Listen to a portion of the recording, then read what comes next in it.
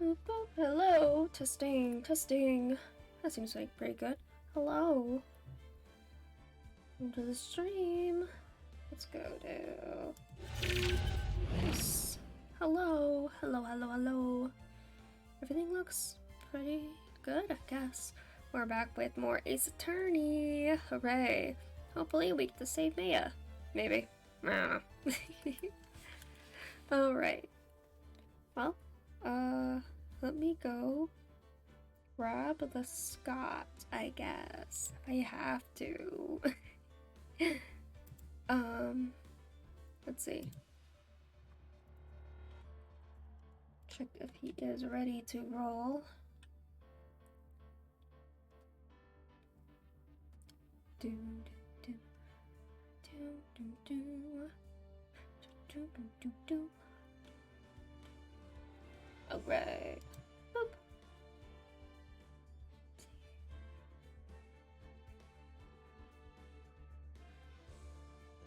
Hello. Hello. Hi. You ready to save Maya?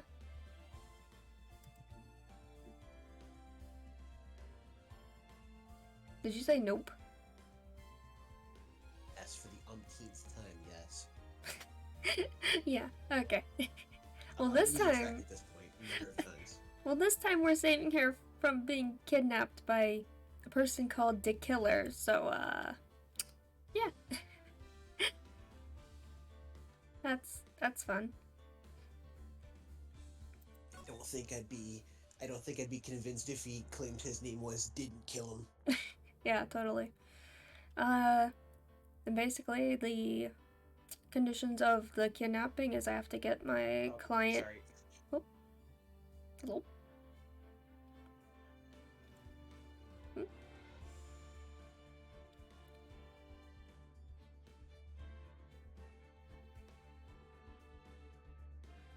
I didn't... Scat? God. Come back. Sorry, Oh. robocall. Okay. Gotta love him. Of course, of course. Okay, and the conditions of the kidnapping was like we have to prove the client that we have is innocent.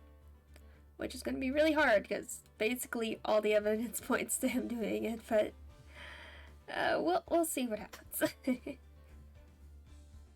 Yeah, it's looking pretty bad for us. Yeah. And by for us, I mean for Maya, because our dude's Yeah. looking very guilty. Yeah. And hopefully I don't remember all the evidence. We'll have to look over the evidence again. Okay. But first, the pre-part of the trial, whatever. March 22nd, 9:47 a.m., District Court, Defendant Lobby number 3. I don't remember how I did his voice. Adrian did it? That's what it looks like. Dude, no way! That woman couldn't do anything like that. In court today, there will be a mountain of evidence that will implicate you. Mountain of evidence? I'm certain there is someone out there trying very hard to pin this whole thing on you. Please, Mr. Lawyer. Dude, like I said yesterday, I'm refreshing like a spring breeze, alright? I can't let any sort of scandal ruin that. I understand. Well, it's almost time. Oh, it's Mia. As Pearl. Well, Pearl's body, but it's Mia. It looks kind of weird, I'm not gonna lie. It's very weird, because it's Pearl's clothing. And it's also got Pearl hair too, which is Yeah. also strange. Well, because it's still, like, in her hairstyle and stuff, yeah. Okay, so, Maya. We must get a complete acquittal today. I know, but I can't focus on Maya's situation right now. Or Pearl's either. No matter what, I have to focus on winning this case by the end of the day. Indeed. Well, let's get going. Oh. Uh-oh. It's him. Beep. This is Wright. Good morning. This is it, Mr. Attorney. The day of the trial. Maya, she's unharmed, right? Well, When I checked on her earlier this morning, she seemed a bit, how shall we say, tired. Don't worry, people don't die that easily. Besides, what you really should be concentrating on is winning today's trial. Grrr. For my sake, as well as yours, you must win today's trial. Which is why I sent you a little present this morning. Present?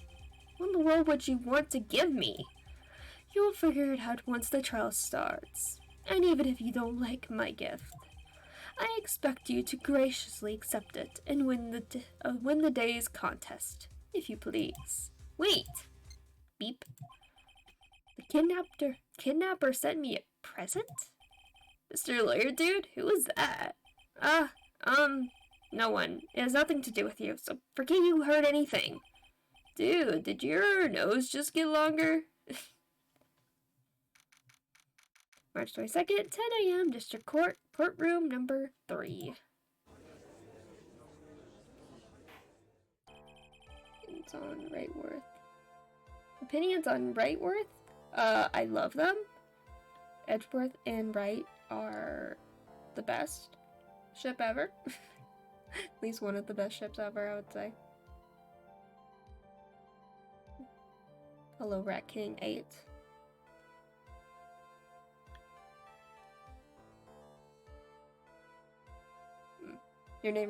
Rat King 8, your name reminds me of a friend of mine. My OG ship, of course. It's one of the best ships ever.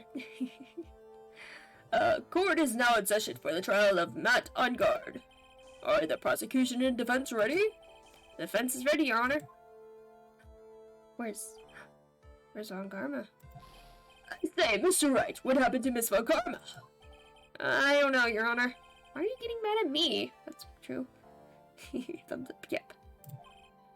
Your Honor! Please be quiet, bailiff. Court is in session.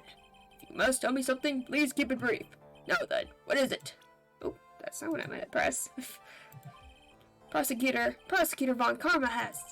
This morning, Miss Von Karma was shot by an unknown gunman! Dun dun dun. I'm so sad.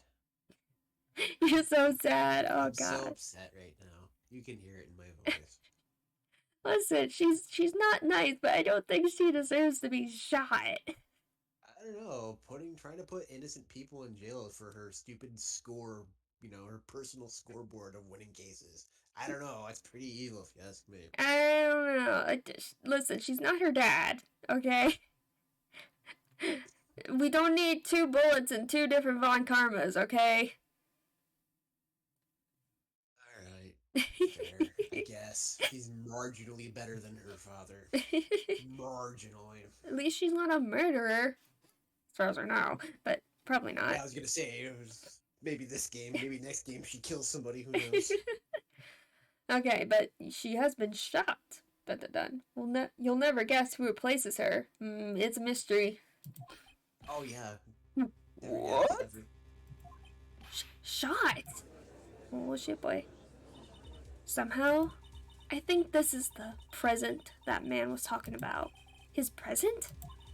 Miss Von Karma is one of the top prosecutors in the country at the moment. If she would disappear, it would be to your advantage. This is totally insane. Miss Von Karma, is she alright? I don't have that answer. She's alive and in stable condition. That's good. You. You're... I thought he'd show up.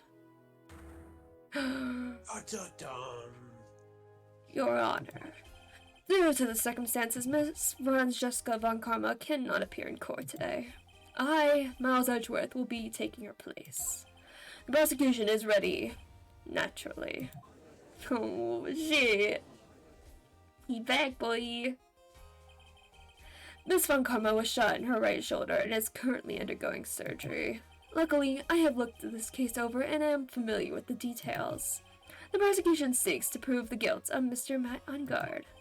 The court acknowledges the prosecution. Right. I finally found the answer I was struggling for on my long journey this past year. By the time this case comes to an end, you too will know the answer. Gasp. Is he going to ask him to marry him? All the shippers in the lobby are waiting. Now then, the prosecution would like to call its first witness. Please bring Detective Gumshoe to witness stand. Oh boy, your Gumshoe. It was Gumshoe. He shot her.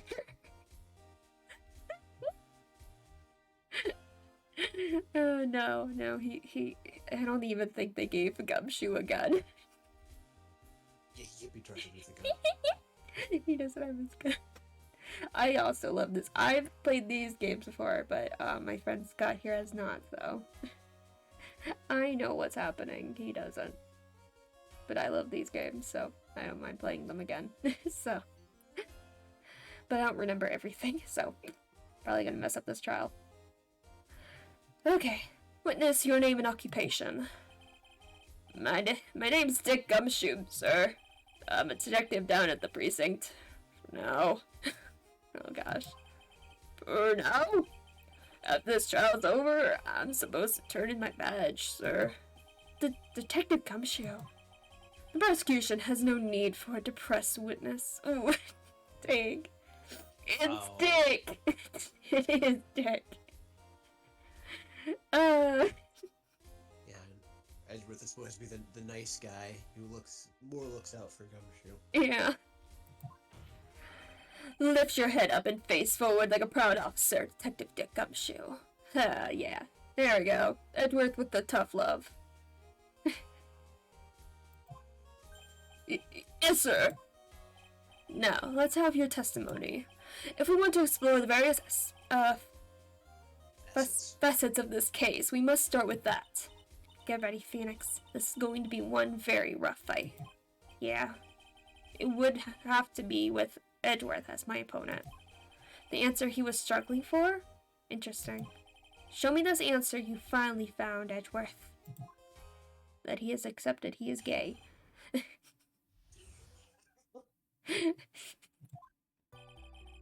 This murder happened after the Hero of Heroes award ceremony, sir. The victim, Juan Corrida, was found dead in his hotel room. After looking into the cause of death, we believe he was definitely murdered, sir. No, he just had a little accident there with eating. He's not very good at eating. Yeah, it's a spaghetti sauce or pizza sauce on his. Yeah. Yeah, he's just taking a nap, that's all. Yeah. And just sometimes you get, grease on your hands and butter and whatever and just whoop, oh no, the knife. And then it just stabs into your chest. As it happens. At first, we thought there was something suspicious about the empty guitar case. However, we later found out that the guitar case had nothing to do with the murder. I mean, it kind of does.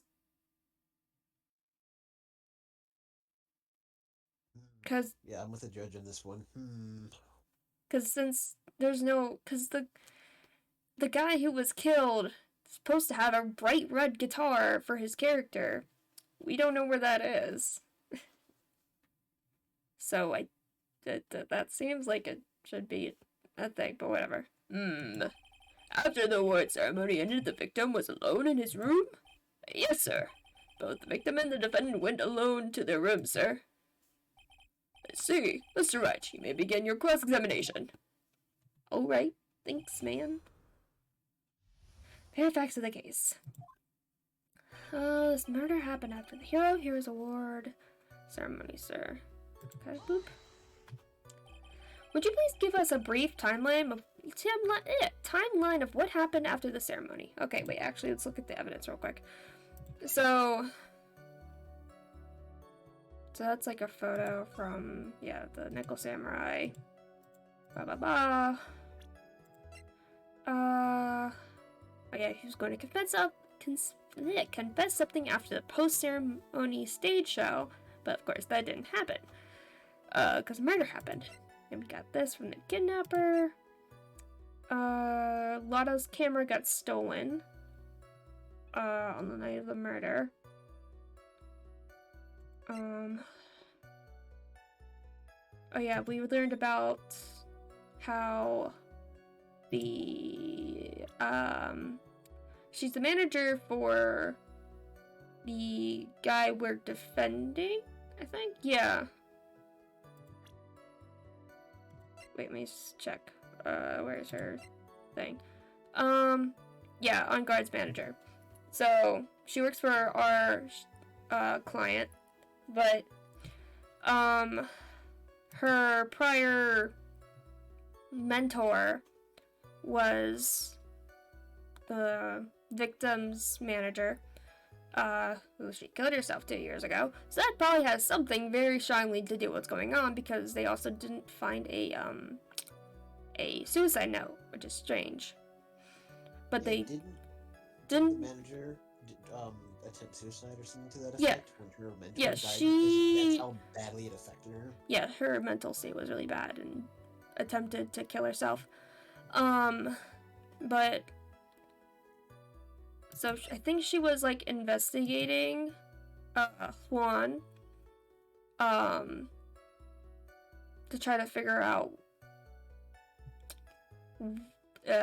try to find the apparent suicide note, because they believed there was a suicide note written, but they couldn't find one. So she thinks that Juan took it, because he also was the first one to find the body for this lady, this Celeste here. So yeah, we have that whole history going on. And also they kind of have a rivalry, because he's like lost like 3 times in a row of being the hero of heroes, and this year the Nickel Samurai won. Yeah. So there's that whole mess going on. Security lady. Question age. Pretty sure her real name is Wendy Oldback. Pretty sure, not 100% sure. That's really funny that they just have her as security lady. Okay. So that's what the gossip thing was about the Miss Andrews apparently sneaking and seeing Juan, where they think, oh, they're dating or whatever, but really it's not that. Map of the hotel, found next to the victim, empty. There is some water, but only on the top of the lid. That sounds important. That might be related to what we're talking about right now. So that's important. And also there's this, but we're not talking about the glass right now. Found next to the victim, it's filled with tomato juice. No sign it's been drank. Crime photo. Yes, there's tomato juice. That. But we also find that the case is open, which is because yeah, the vase is broken. There would have been water in the vase, so that would have landed on the top of the guitar, because at the top of the guitar case is wet, not the inside. So this was closed when he was being killed, because probably a struggle happened and broke the vase. So there was maybe his guitar or something else inside the case that was taken. Very important. Probably something else, because he didn't have his red guitar when he was on stage, which is strange. So that's important. Okay, so the suicide report. Deceased, the last impacts found by, Juan Corrida. Was her suicide note hidden? Yeah. Attempted suicide report. Yeah, so she, attempted suicide, Andrews. So I think we're gonna be focusing on trying to, pin the blame on Adrienne Andrews, since she's kind of like the only person we can think of to take the blame for. But yeah.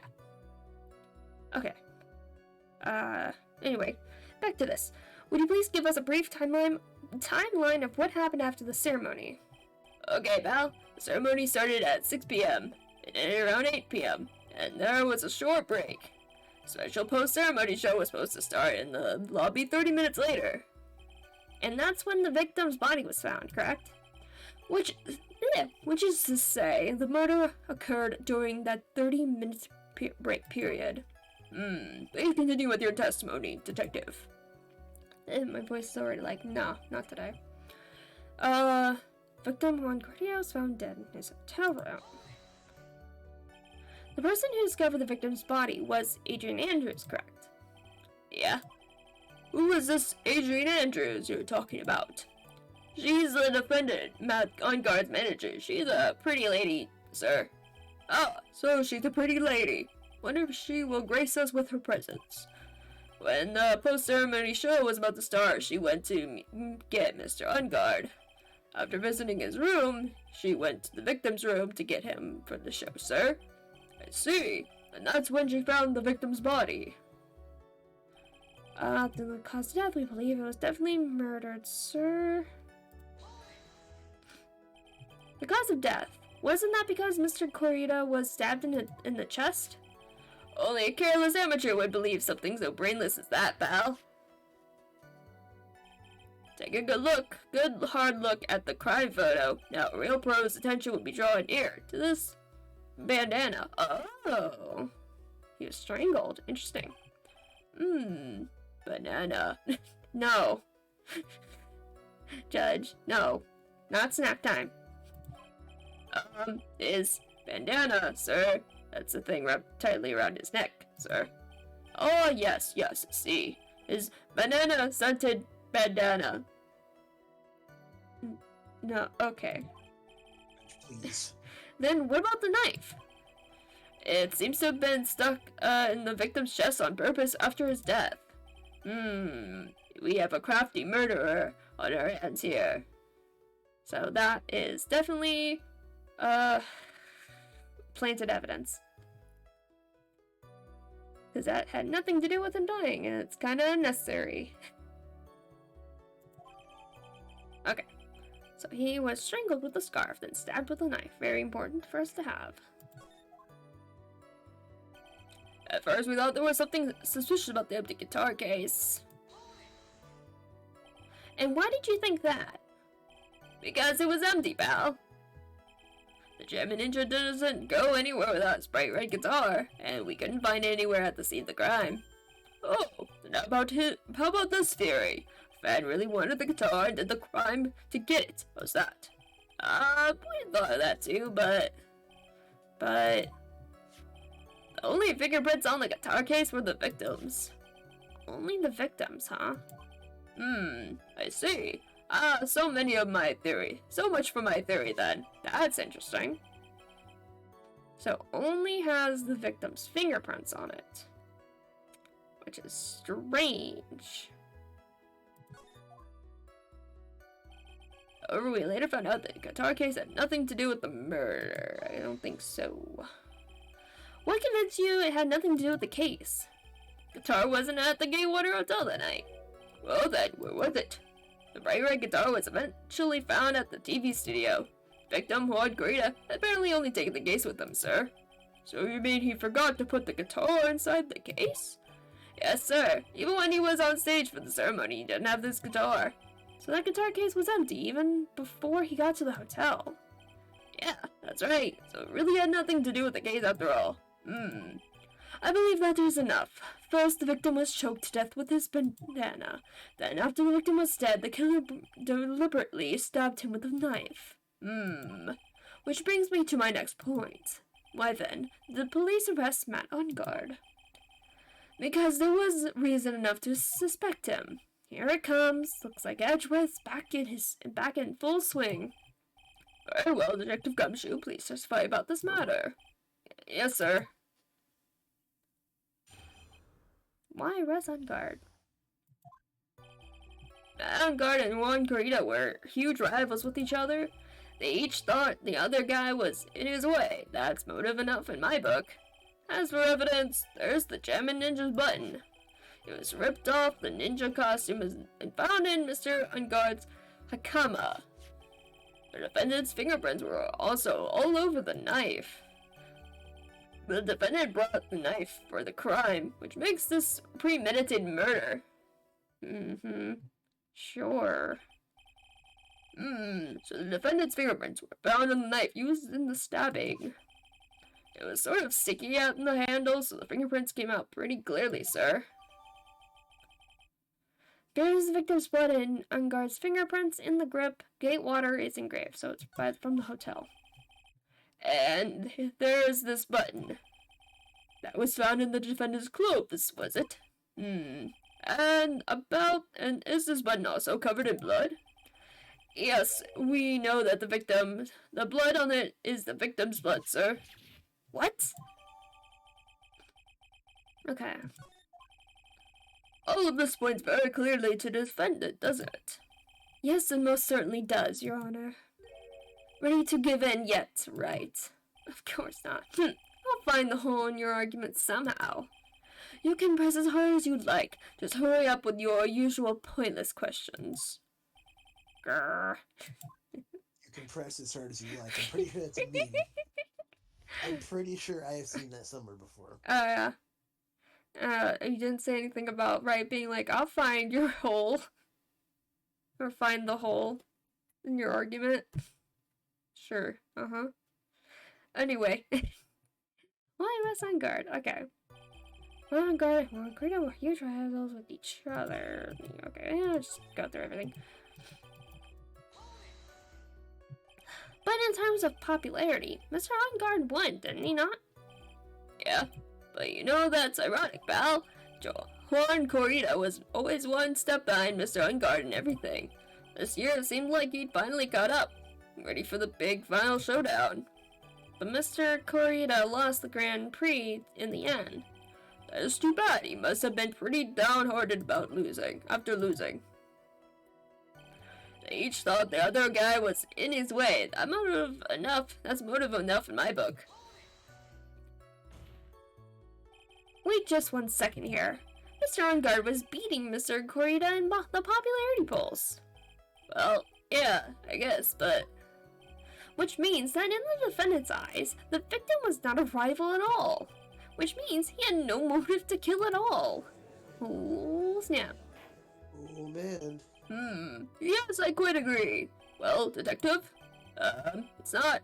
Well, I guess if you put it that way, then yeah, the defendant would have had no motive.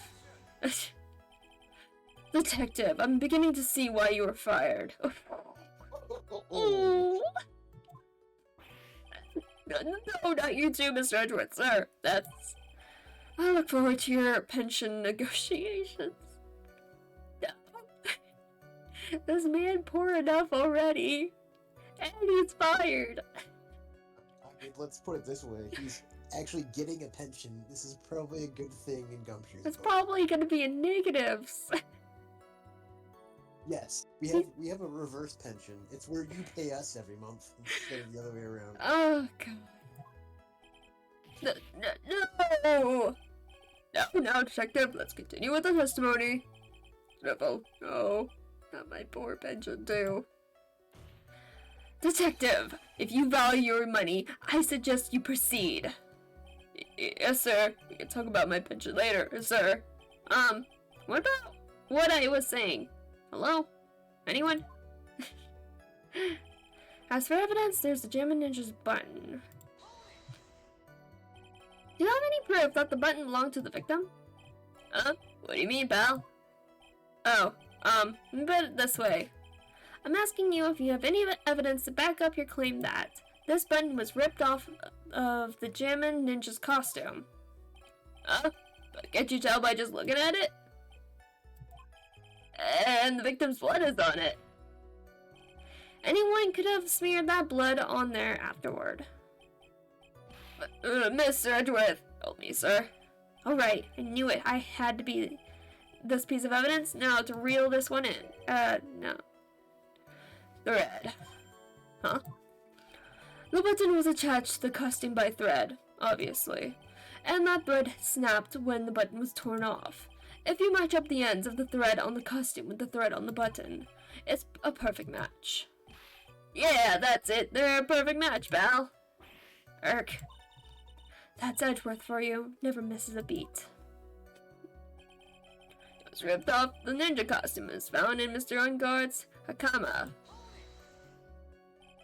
When was this button found? Pretty soon after the body was found, we rounded up everyone who knew Mr. Kurita.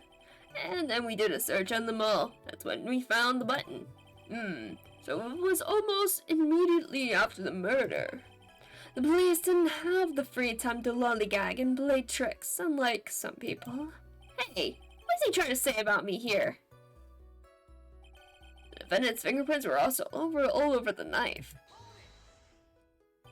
How were the fingerprints arranged on the knife? What do you mean, Belle? By examining the fingerprints, you can determine how the defendant held the knife. For example, did he hold it normally or overhand? Oh, is that what you meant? Well, we didn't actually think of that. I can't believe the bumbling of this department. Hopeless, were you paying attention to the testimony right? The defendant's fingerprints were all over the knife. There was no way to determine how the knife was held at the moment of the murder. So the defendant the owner? Is the defendant the owner of this knife, then? Defendant bought the knife for the crime, which... No, it's not... No, he didn't buy it. Oh, okay. Okay. Hold on.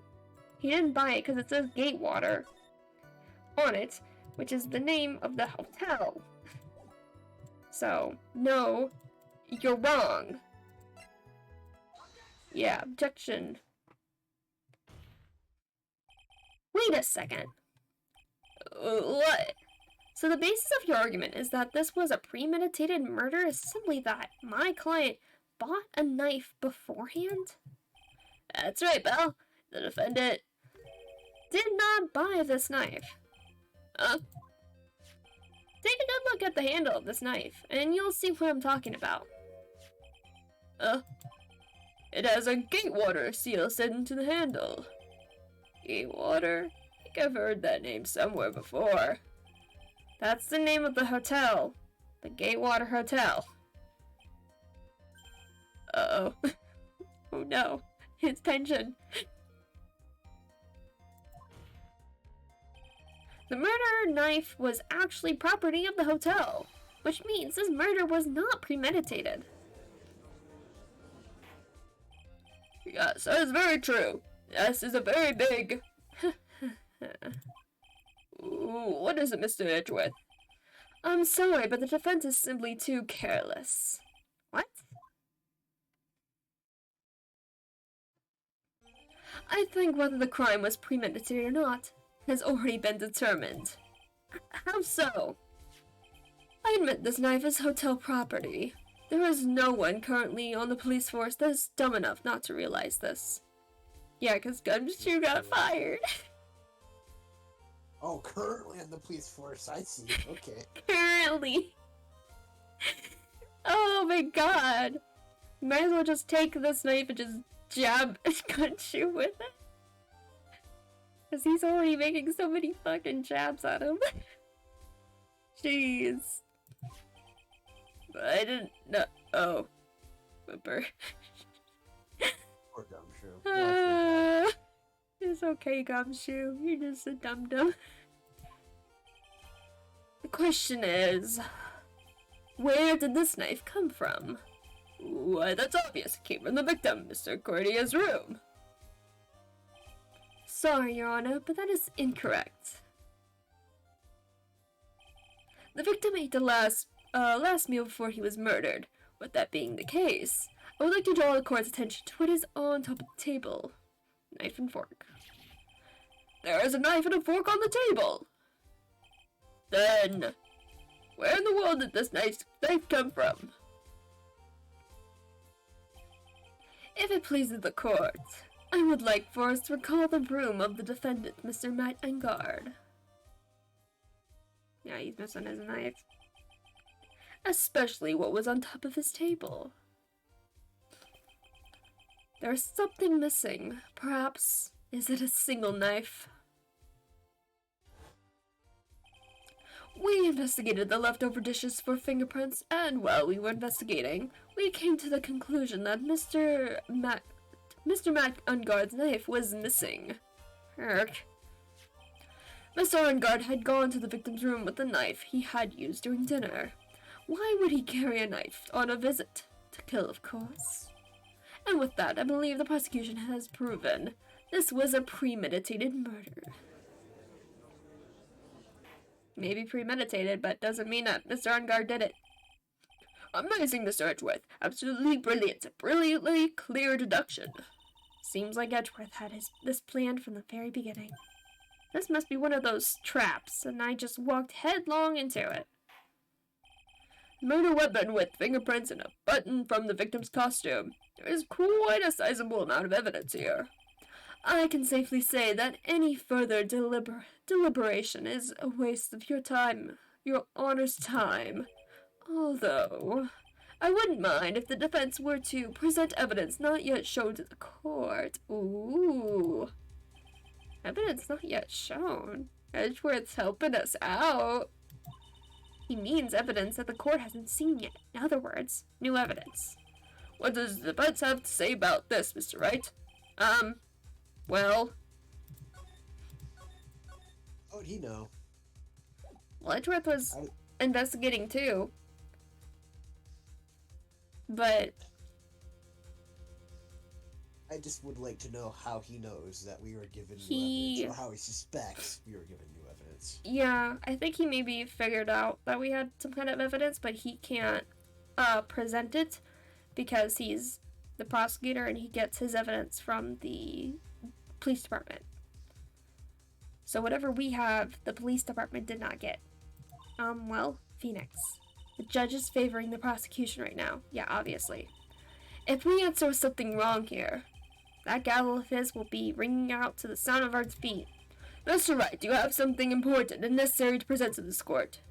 Yes, I think. There's one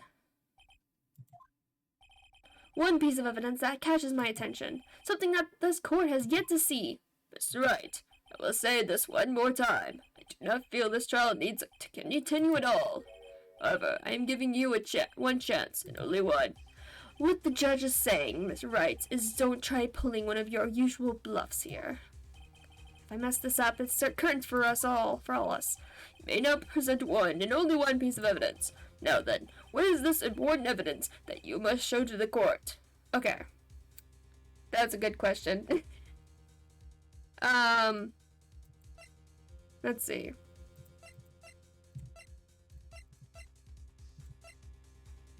The juice?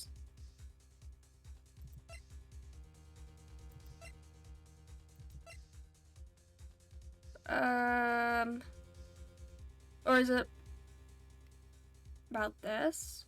Or What was the piece of evidence that the guy gave us? Like, Mr. Not the Killer gave us? the help he gave us? The killer, or whatever. He said he was giving us a present? Yes, he did. His present was shooting Mon Karma.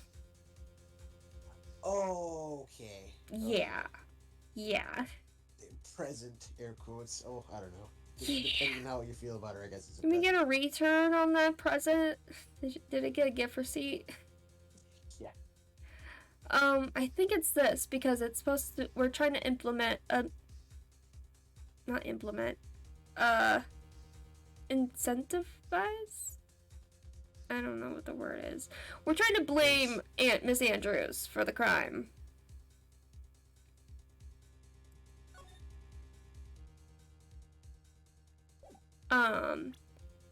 Oh, so she killed him to silence him.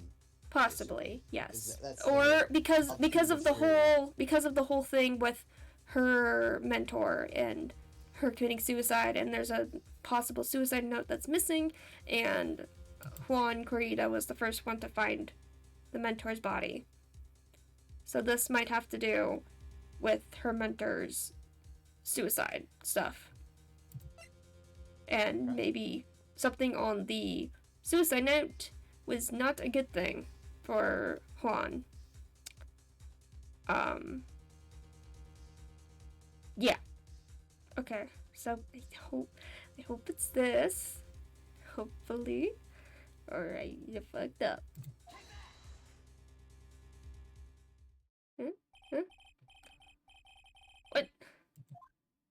No! No! Okay. Something Put else. mode. Okay, so not...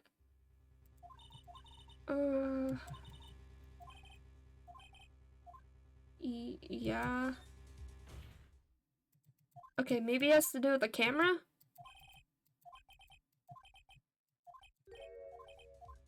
I think it might be the camera. Did we find the camera? I don't know.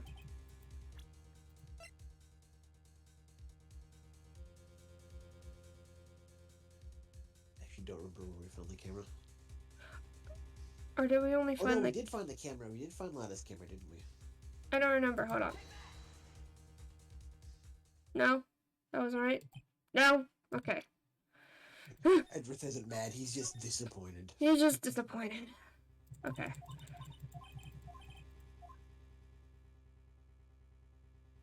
What do I do not right now? I don't know. Let me try one more time, and then we try to do... No, not right now.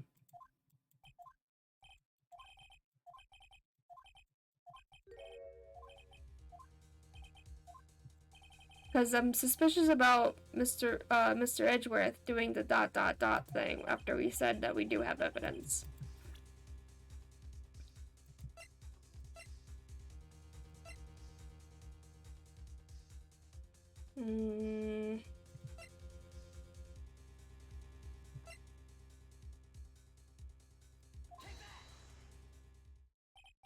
Oh!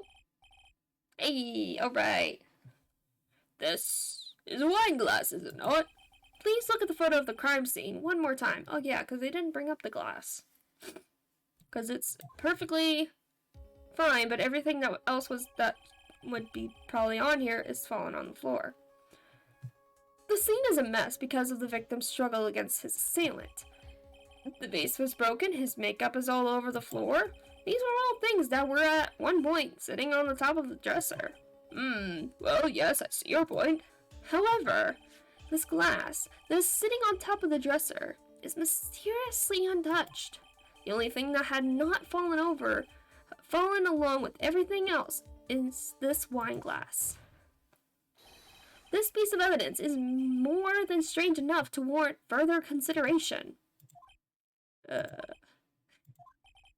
Well, what do you have to say?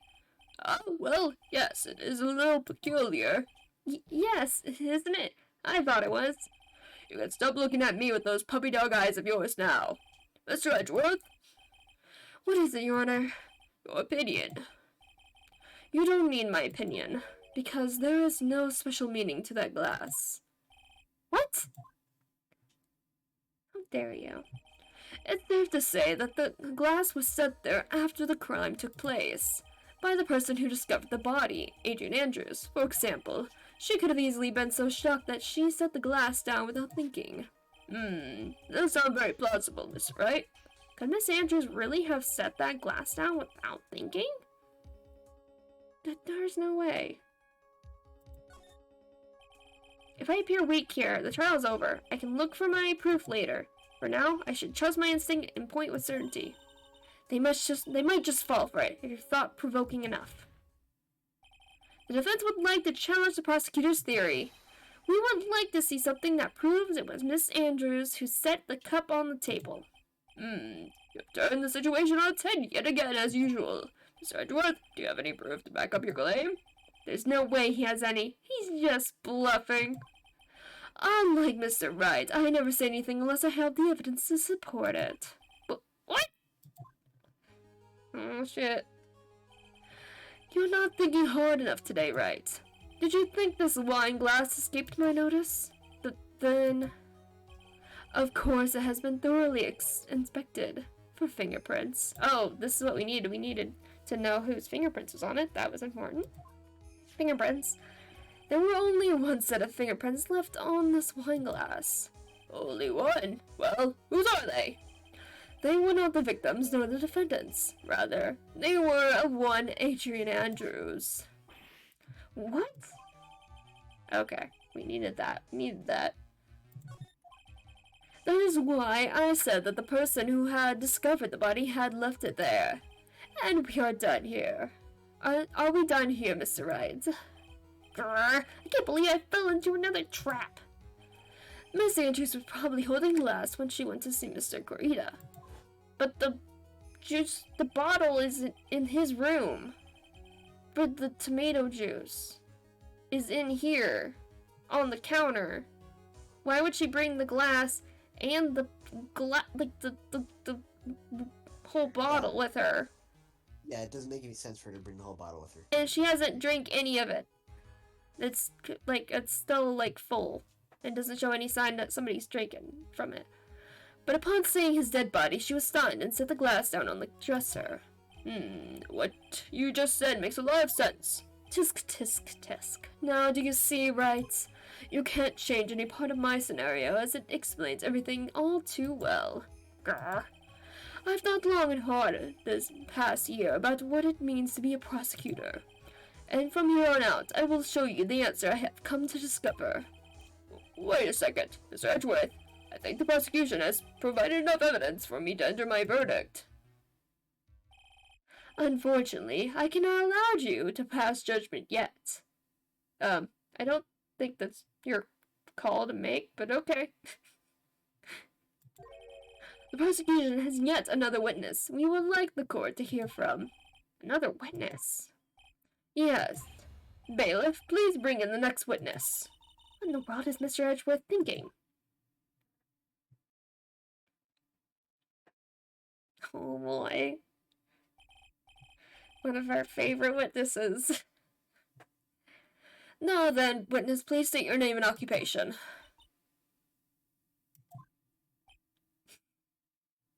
Nope. Witness, your name and occupation, please.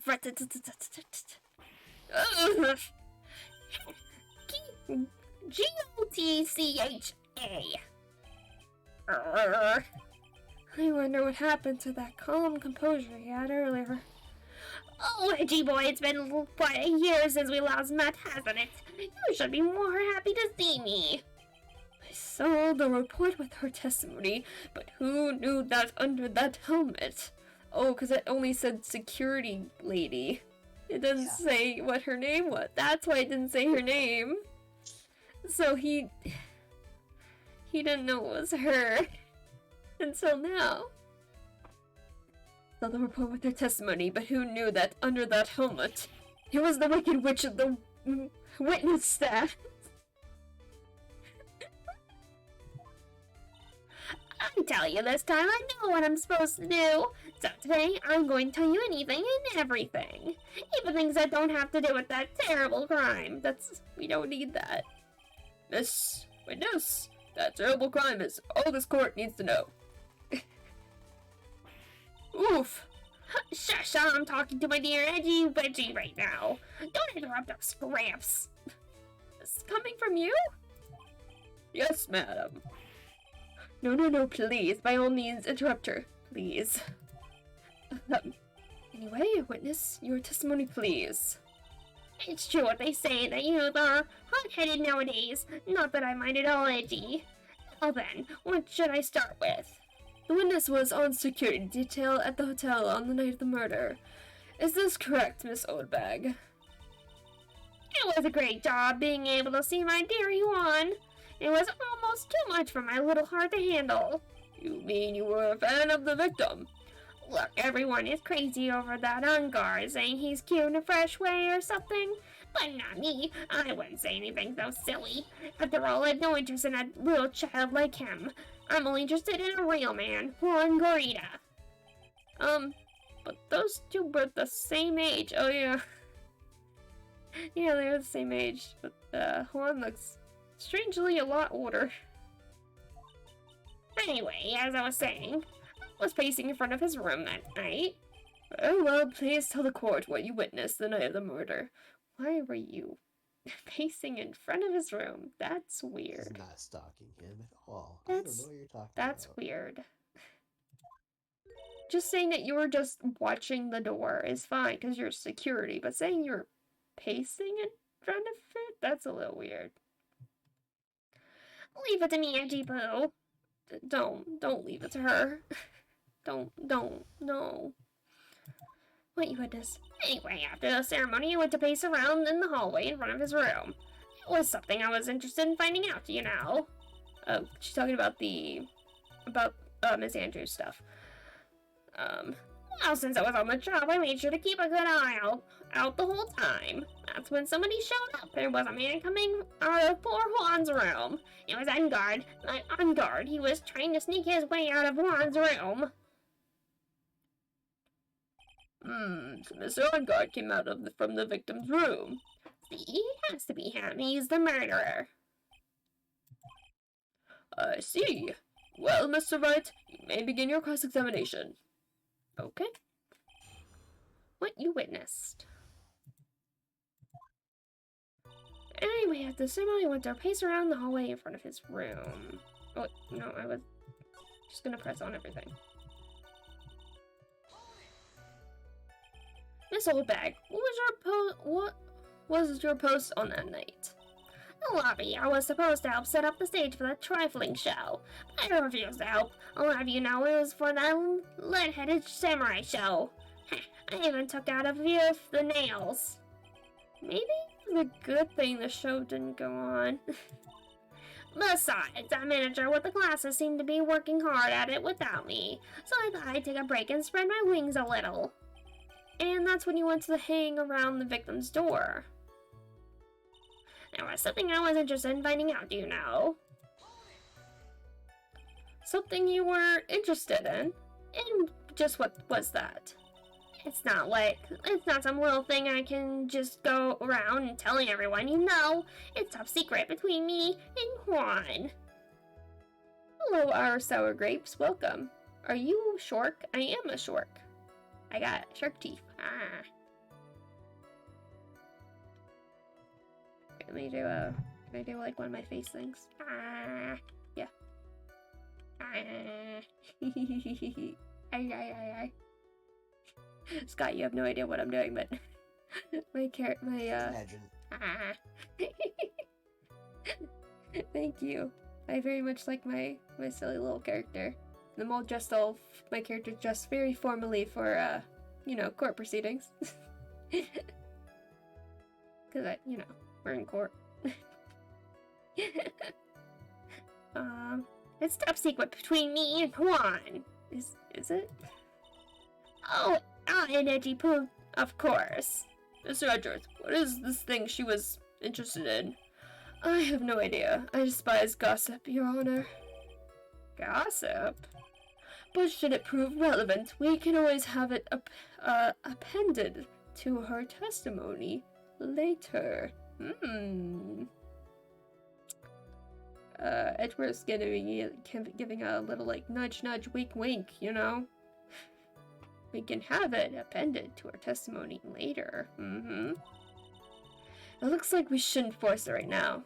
And did the witness stay in the vicinity of the victim's door the entire time? Well, since I was on the job, I made sure to keep a good eye out the whole time. Oh, then would you tell us the number of people who went in and out of Mr. Ocarita's room? I have no idea. I wasn't born so I could count things for those who didn't pay attention in class. That's why ever since I turned 20, I quit keeping track of how old I really am. That would explain why there's a question mark on your stuff. Yes, well, that would explain why your age was not included in the report, yeah. In any case, the witness then saw someone, correct? Yes, we did. That's when someone showed up. There was a man coming out of poor Juan's room. Okay. Who in the world was that? I'm not allowed to say. This sort of information has to be carefully guarded from the masses, Sonny. The man that came out of Juan's room. He was... Yes, he was. I'm too scared. I can't say his name out loud. Oh, what I wouldn't give to have Francesca's whip right now. Yeah. Well, I guess I can tell you, since he was such a bad boy anyway. Just say it. It was on guard, man, on guard. He was trying to sneak his way out of Juan's room. You saw my client. Are you sure about that? Yes, see? Really? Annoying brat. When I say saw someone, I saw that person. You said that last time? And you were wrong. You said you saw our client before with you, Mr. Powers. But really it was someone else in Mr. Powers' costume. So... What are you talking about? She's the most reliable witness. So reliable, yeah. So be more specific of what you saw. Why do I get a sense of deja vu? Yeah. Maybe to avoid a repeat of last year, I should delve into this a bit further. Yeah. The person's face. Please tell the court about the man's face in more detail. You don't need me to tell you about his face. The soft, gentle look in his eyes and his effeminate lips. His right eye covered by his silky hair, his sparkling, shining teeth. His teeth are shining? Very specific. Well, he's shining all around in this week's pinup poster, dear B. The poster? Yeah, pinup poster. This week's pinup. Why do you... I mean, I don't care how he looks in this week's issue. Please stay with what you saw that night. What? A guy's face is the same no matter where it is, you know. You whippersnapper. So, Mr. Wright, was this testimony just now important or relevant in any way? I don't know. I wanted to ask about... Not important, I don't think. Of course it was... Wait, no, I pressed the wrong thing. Whoopsies. If this was important, Your Honor, then perhaps you would like to point out what part of that testimony was important. You don't really have to put it that way to get me to say it. Mr. Wright, there is something much more valuable than a person's pride, and that is time. Please don't waste this court's precious time with worthless questions.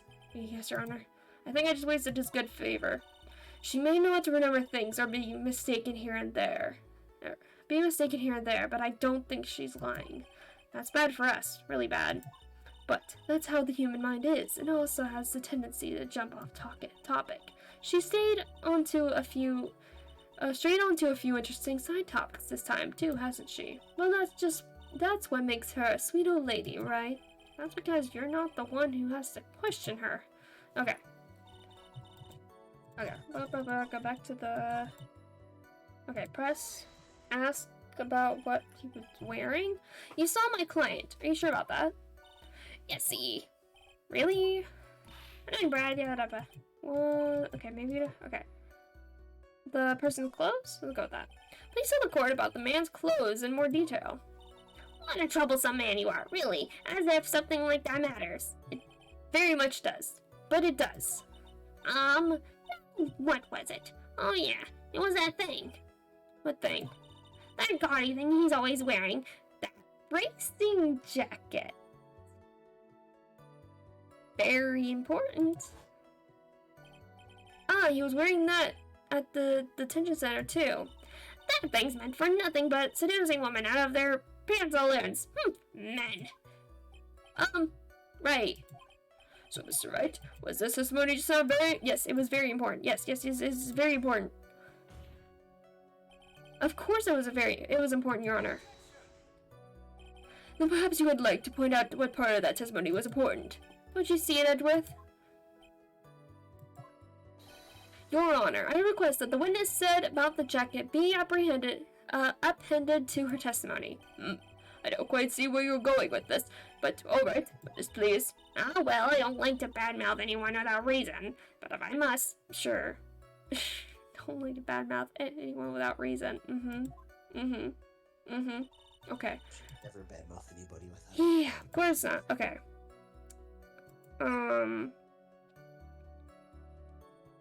Yeah. Yes? Yes. Haha. Miss Oldbag. I'm doing a little savey save. Because I haven't saved for a bit. So. But, yeah. Miss Oldbag. What? Don't say my name for no reason. Do you know what this is? I guess button number 2 on the Jammin' Ninja's costume. But you... How do you know specifically which button it is? She knows everything about what's his face because she's obsessed. I guess But I don't know. like her like figuring out, oh, it's from the costume, the one of the buttons on the costume, sure, but specifically button number 2. Interesting. So it's very detailed. Now I know she's an obsessed fan. She identified it in a single glance. Give it here, give it here. If you don't give it to me, I'll punish you with this. Terrifying. Wow, she really is a diehard fan to want a button covered in blood. Diehard fan. Hard. Ha ha ha. This button was discovered on Mr. Unguard's body during a full body research. See? This button proves beyond a shadow of a doubt it was that rascal Unguard. It was caught up in the pleats of his Nickel Samurai Hakama pants. See? And Unguard is the Nickel Samurai. Yeah. Witness. Now, it may just be me, and I do have an active imagination. But just now, did you say that the defendant, Matt Unguard, was wearing his usual racing jacket? Oh, she's hiding in her bubble. I'm so sorry. Sorry that you judge people based on what they wear.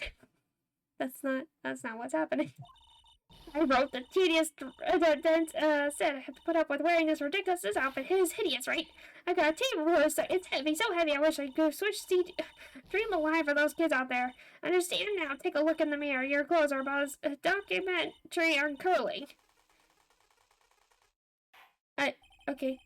Now hold your tongue still there for 1 second. So what you saw in actuality was not Mr. Unguard, the man, but Mr. Unguard, the Nickel Samurai?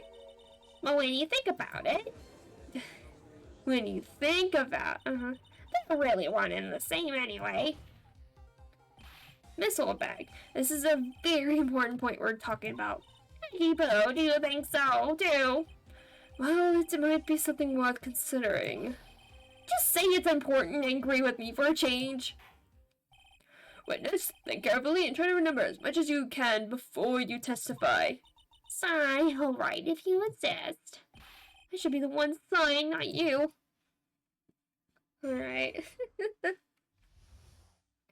Who you saw? Unguard. Yes, now I remember. The Nickel Samurai. That's right, it was the Nickel Samurai that I saw. Yes, it would have been convenient for him to wear his costume during the murder. He had to go to that post-ceremony stage right after the crime, you know. So he must have worn a Nickel Samurai costume when he was stepping toward one. Uh-huh. The full costume? Yet again, old bag. You saw the Nickel Samurai. Not necessarily Unguard. Yeah, you saw the costume. You didn't see the person in the costume. I knew it. I knew you'd say he was inside that costume. What? Did you think there could have been someone else inside that costume? Did you not learn from last time? Don't be a bad little boy thinking such rude things. But the possibility does exist. Youngins today, I told you there's no way it was anyone else. How do you know that? Because I said so, and what I say is the truth. At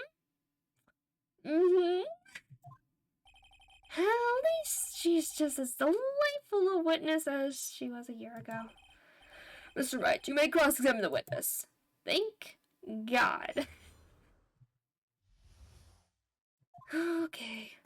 Unguard. Yes, I remember. Nickel Samurai. That's right. It was Nickel Samurai that I saw. Be a little more careful with your testimony, please.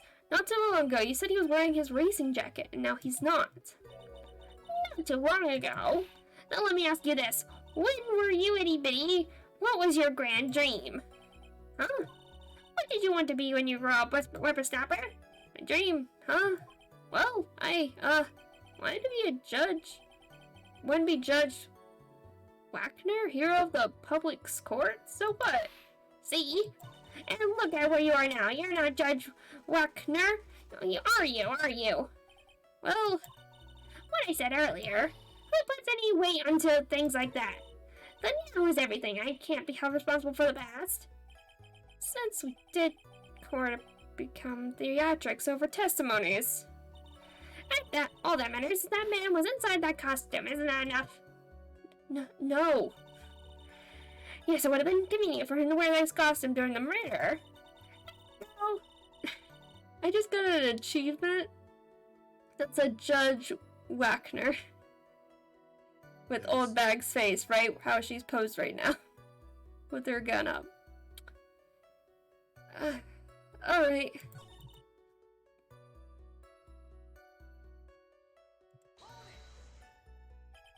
So let me ask you one last time. The person you saw, it really was a Nickel Samurai. As showy as ever. Haven't I been saying that from the very beginning? Can I throw in the towel yet? You don't need to think too hard on this one, huh? There's a contradiction in her testimony. It's sitting in plain sight. The question is what that contradiction means for us. Well, I have to figure out what you're talking about first, but okay. Okay, so, Nickel Samurai, that's right. It was Nickel Samurai I saw. That's correct, you saw Nickel Samurai. Yeah, he must have worn the Nickel Samurai got stabbing. Or, hold on.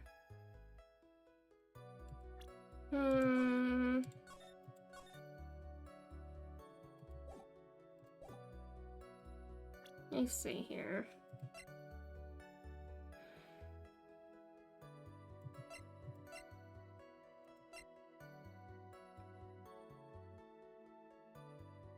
Well, he only stabbed him once. He died from strangulation. But, I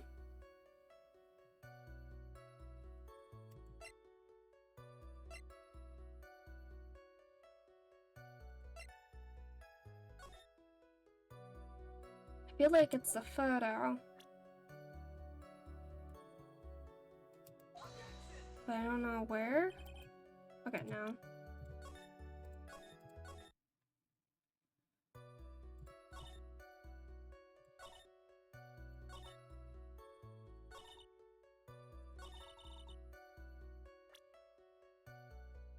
Wait, that's not what I meant to do. Whoopsies. Accident.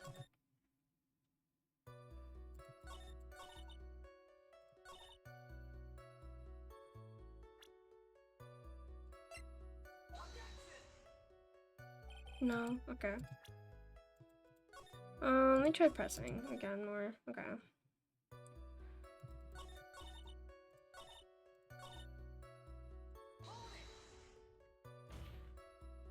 Would you please get on with your testimony? What's your language, young man? What sort of tone is that to take with an elder? My youthfulness isn't what it used to be, so you should forgive me for everything. If you keep on barking at me like that, I'll start singing at the top of my lungs. Please don't. What? A striking figure by the sea, standing all alone is he. He's the Nickel Samurai. She's actually singing. Someone help my poor ears. Mr. Edgeworth, can you please do something about this racket? Witness, I'll give you a piece of gum later if you be good. Stick to the facts. Okay, you promise, right? Right, I'll be sending the bill for the chewing gum to your office at a later date. For gum? That's so much effort. For gum. Oh my gosh. Remind me to send you a thank you note later too, Edgeworth, old chum. Nickel Samurai, that's right, it was the Nickel Samurai that I saw. Can we get him from during possible murder? And why would that be? That way no one can see his face, of course. No see your face, huh? But there's still no advantage for him that I can see. In fact, you would think the costume would make him stand out all the more. You are such an annoying child, you know that you disagree with everything I say. Isn't that what you're always doing to me? I got it. Maybe it was more troublesome for him to change in and out of his costume. He had to go to the post-ceremony stage show after the crime, you know. Was there anyone else scheduled to appear at the post-ceremony show? Well, all the contestants were supposed to go on stage in a friendly gesture thing. And that included the Jammin' Ninja? Of course it included him. That's why when on guard came out of near Juan's room, I didn't give it a second thought. I see. Well, anyway. So I must have worn that when he was stabbing poor Juan. So let me ask you one last time. The person you saw, it really was an Echo Samurai? Toey as ever. I remember saying that though. Okay, so in the beginning. Okay.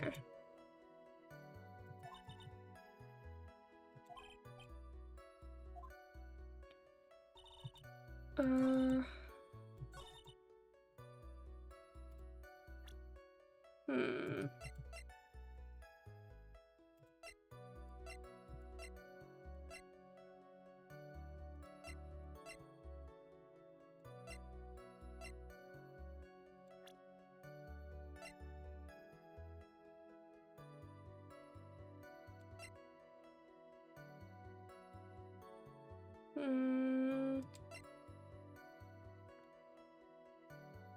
Cause didn't they?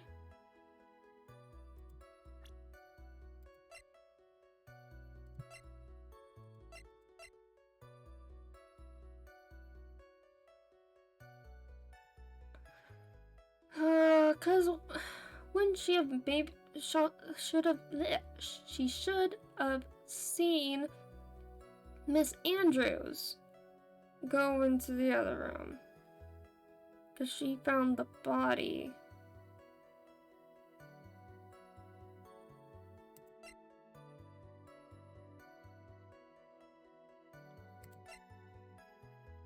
So you're trying to get Old Bat to confirm where Adrian was during this time?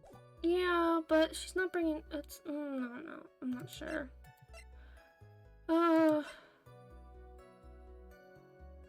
Maybe it's something to do with this because he doesn't.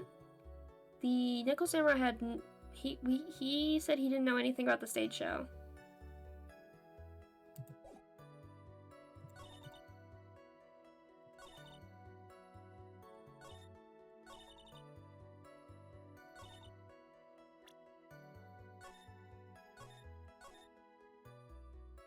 So then that begs the question of why would he be wearing the costume if he didn't even know about the stage show?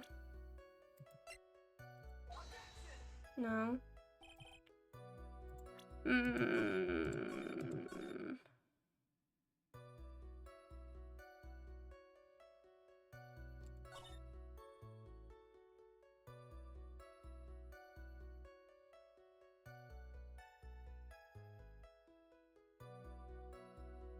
Hold on. Okay, let me try going with the fact that he wasn't stabbed to death. He was choked. He was strangled. No.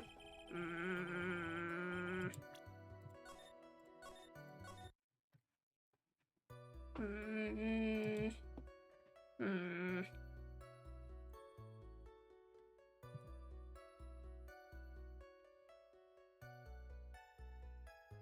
the victim also need to go to a show afterwards because he was going to confess something? He was going to reveal something? Well, it was the Nickel Samurai who had the press conference thing. But our client said he didn't know anything about it.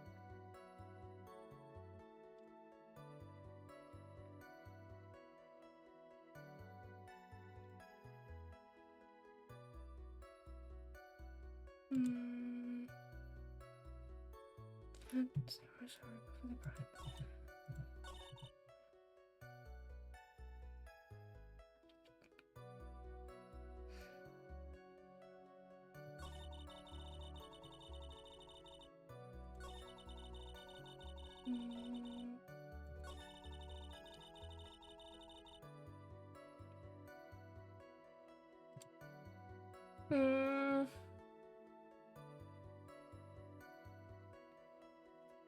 Wait, okay. No, okay, wonder. Nicholson, that's right. It was Nick that assault. Yes, it would have been him by the constituting murder.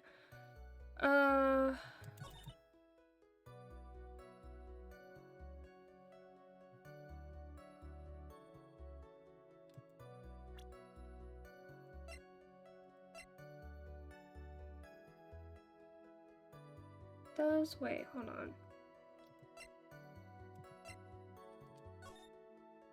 Yeah, he wears like gloves and stuff for the costume.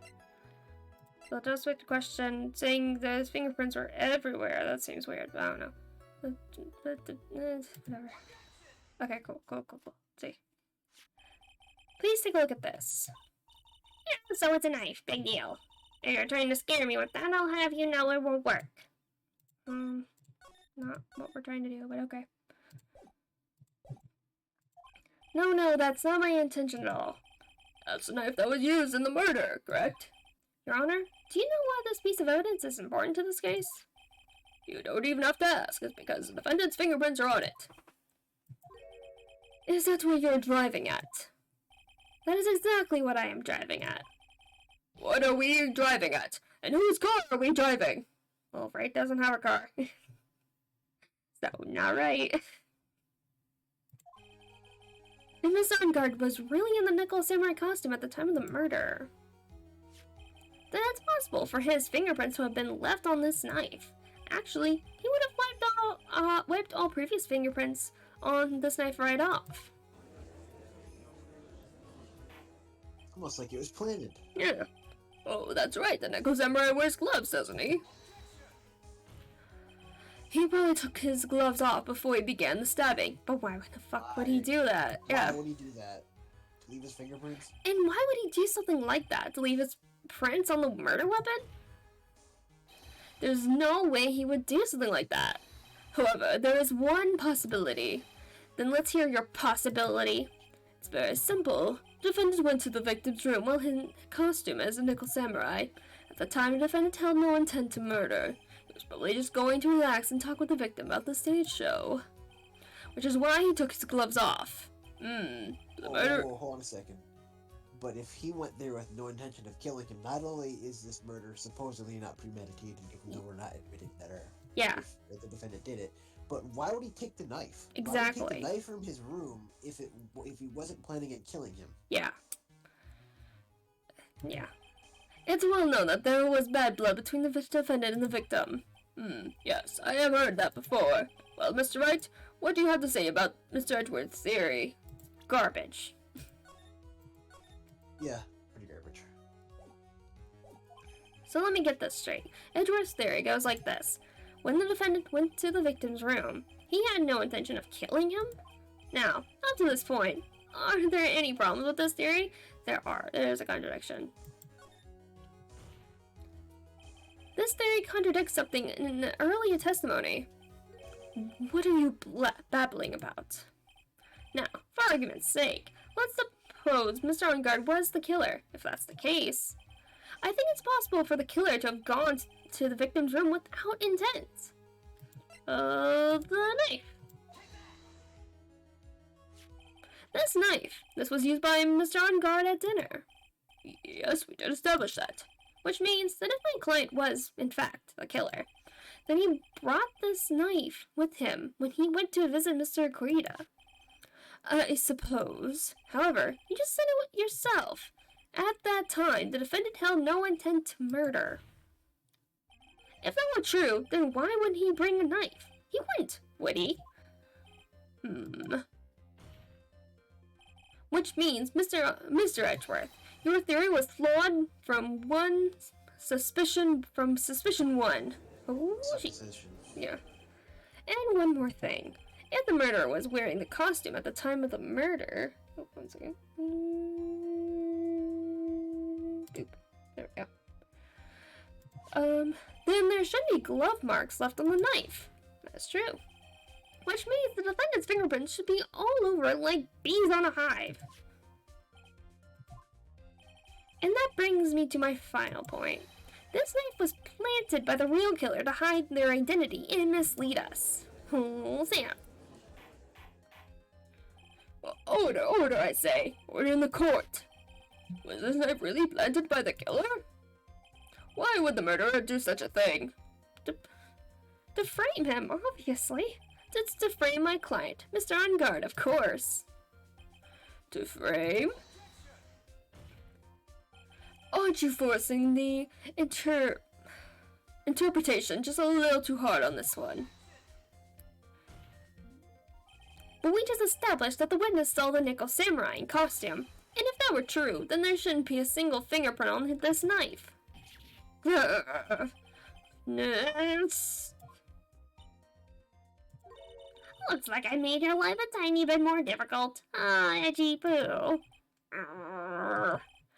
Witness, did you or did you not really see the Nickel Samurai? Well, I guess at first I might have forgotten, but... Are you saying you mixed up Mr. On Guard with the Nickel Samurai, his character on TV? But I mean, I can't really do anything about that now. Look, I was waiting around in front of their doors because, well, I wasn't waiting around for the Nickel Samurai, that's for sure. She wasn't waiting for the Nickel Samurai. Alright then. Who were you waiting around for then?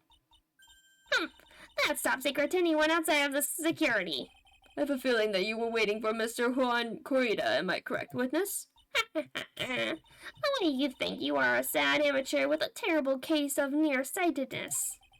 Amateur? Me? What am I an amateur of? So old Bag was waiting around in front of the victim's room. But it doesn't sound like she was waiting to catch a glimpse of Mr. Corrida. Maybe Phoenix, the old Bag, was waiting around for that person. If it's who I think Mia's hinting at, it's certainly possible. This old Bag. You were waiting for this person to come out of the victim's room, weren't you? Miss Andrews. Who is this person? This is Adrian Andrews, Mr. On Guard's manager. But why would the defendant's manager be in the victim's room? Nope, not that. No, not that one. They're saved on this one. Yes. Okay. It seems that this is the latest rumor in circulation, Your Honor.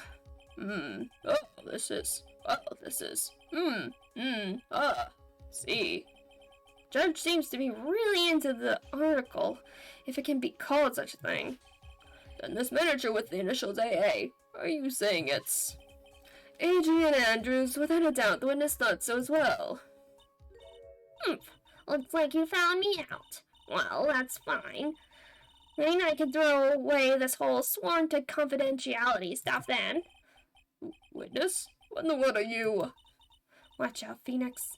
I've got a bad feeling about this. A very bad feeling. I got some information. Some very secret information from a certain source. Is she the one who took her camera? Or that. It probably was her who took the camera. So that's why I was doing my own little investigation. In secret, of course. Yeah. What for? Well, just for myself. Personal reasons and all that. Well, Mr. Edgeworth, how do you proceed from here? I really don't want to do this, however, I cannot simply let this point slide. I see.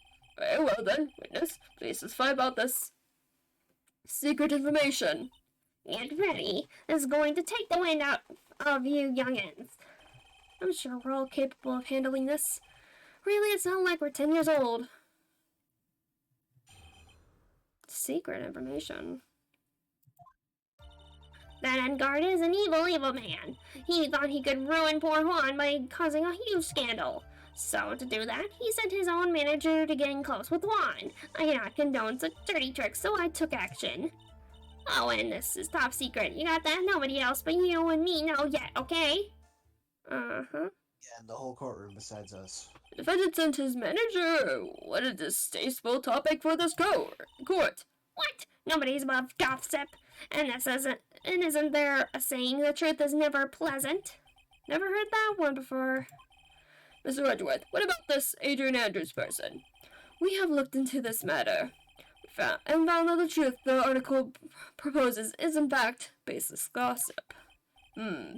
But should this be true, then this proves that the defendant did bear ill will towards the victim.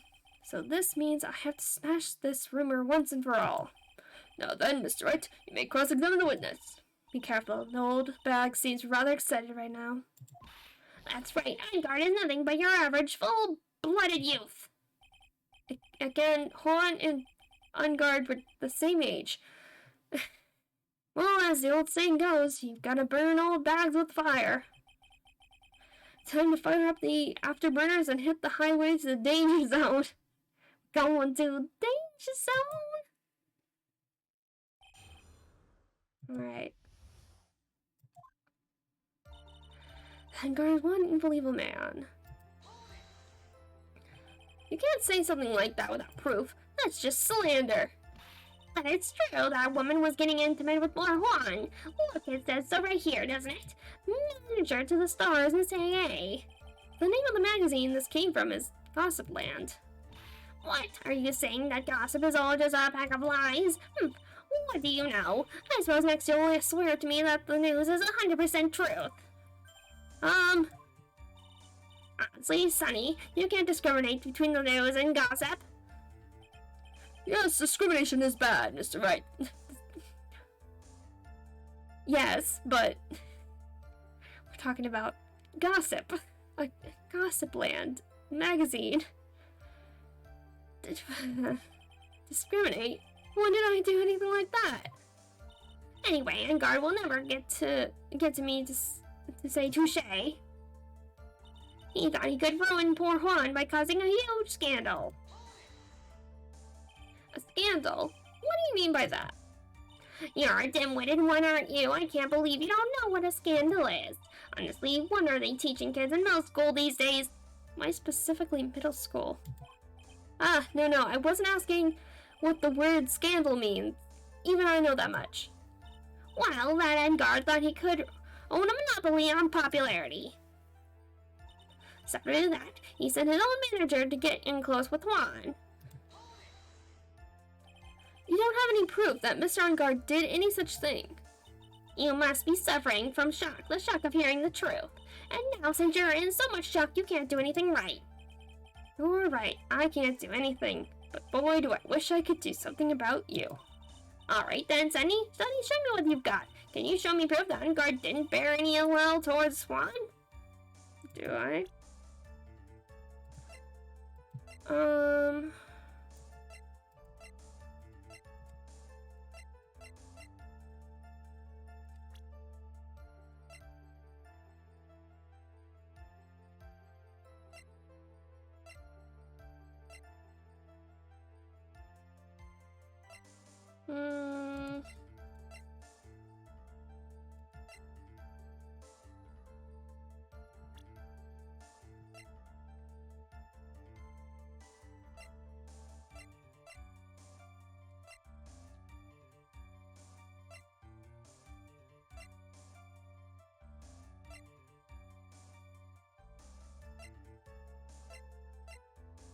Guess we don't have any.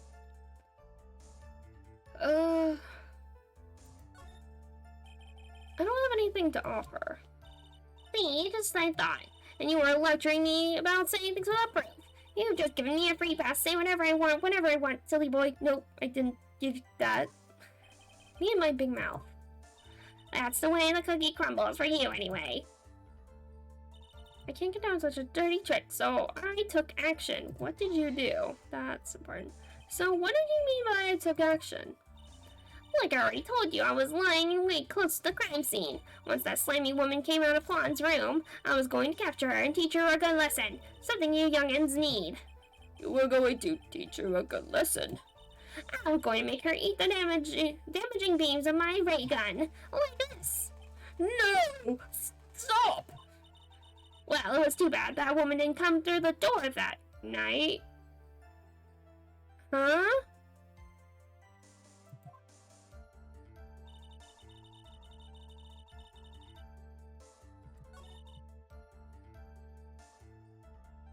But she did. Hold on. Wait. What? I'm a busy woman. Tea time with the kids is over. Secret information no one else knows yet. If that's true, then how do you know this secret information? Well, that's because I'm a pro. Yes, that's it. It's a secret. Even if you drilled a hole in my brain, you'll never find out. How in the world did that old bat get a secret piece of information? I'm gonna press further. If you don't be a good girl, tell me where you got this secret information. You won't get to go home today. Bro, what are you doing? Help me. What do I have to do with this? Just do this for me. You'll get your reward. I don't think he wants it. I don't want your reward, but you don't leave me much of a choice. The witness could have gotten her information from anywhere. It's even possible that it was spontaneously made up inside the witness's head. And he lectures me on reckless blabbering. As long as we don't know where this information came from, it's quite a waste of time to focus on this line of questioning. Where did all that get her information? Okay.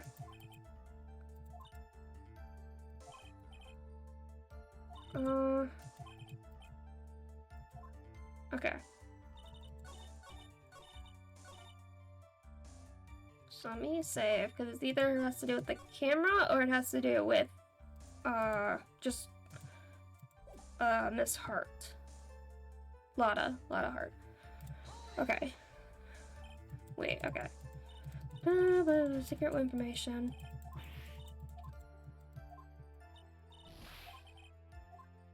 Present evidence. So no one else is supposed to know the secret information, correct? If that's true, then why do you know it, Miss Oldbag? Why are you looking at me like that? Stop that! Witness. I hate to say it, but this is how you came to acquire secret information, isn't it? Yes.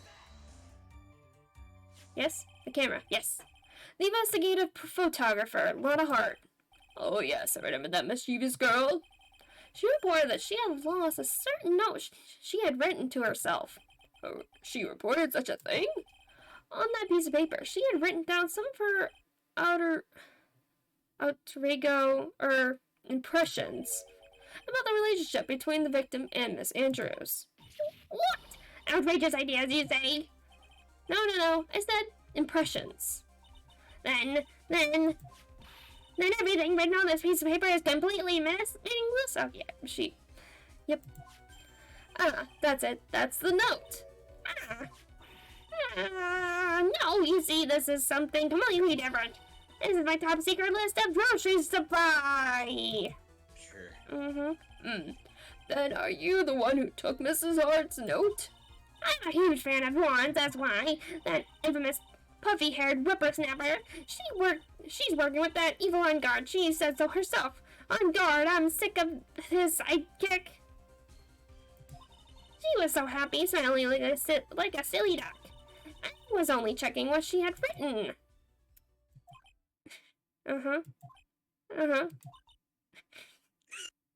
She puts the thing back on. Yeah. You believe me, don't you? I was only trying to help out like the angel I am. It's only one little piece of paper. I've never taken anything else before. Then where's her camera? You really should come with a supply of cheese to match your vintage wine. Oh. So you're gonna make a meme out of that with Edward putting on like the sunglasses. Yes. Oh, it's so good. Well, it was only a piece of paper. I suppose we can overlook this just this once. She looks like she's really sorry. Should I forgive her? No! If I let up on her now, she'll get away. I have to find some way to inflict a deafening blow to the prosecution. Witness, you said that the only thing you stole was that note. Is that correct? Stole? Why don't you listen more carefully, you annoying brat? I saved this piece of paper from the terrible, lonely trash can, that's all. You're lying, damn it, and I can prove it. Putting my credibility under scrutiny again. Miss Oldbag, I don't believe that the note is the only thing you stole that night. Yeah. Camera. This old bag. That note was with a camera inside its case, wasn't it? A camera? Yesterday, Luna Hart was raising a huge stink over her camera. She kept saying something like, my sweetie $1,600 camera disappeared on me. Why? Witness! What is it, Gramps? Again, you're probably older than him. If you have the note, then it is only logical you have the camera too. Looks like you found me out again, Sonny. Is this the camera you're looking for? That's... Even though I look like this, I'm still a person, you know? I still eat meals like you, I fall in love and borrow things from people. I think your definition of borrow is a little off. I saw that woman's business card, and that's when I noticed it said, Slingbag Celebrity Photographer Extraordinaire. Well, when I saw that, I had to know what sort of picture she had taken. I'm a professional security guard. It's my business to know these things. Uh-huh. Bailiff, check this camera's photos. Hurry. We must examine them at once. Yes, very important. We need to look at the pictures. Well, Mr. Edgeworth, what do we have? There is only one photo that seems to be relevant to this case. Then please present to the court. Oh, there he is. This is the Nickel Samurai. This is a Nickel Samurai. See, I told you, that's the guy I saw. This proves that the witness was not lying early about this matter. Okay. What does all this mean, Mr. Edgeworth? This photo by itself does not prove that the person in it is the defendant, however. In his own confession, Mr. Ungard clearly stated that at the time of the murder, he was still in his Nickel Samurai costume. If that is the case, then this Nickel Samurai is...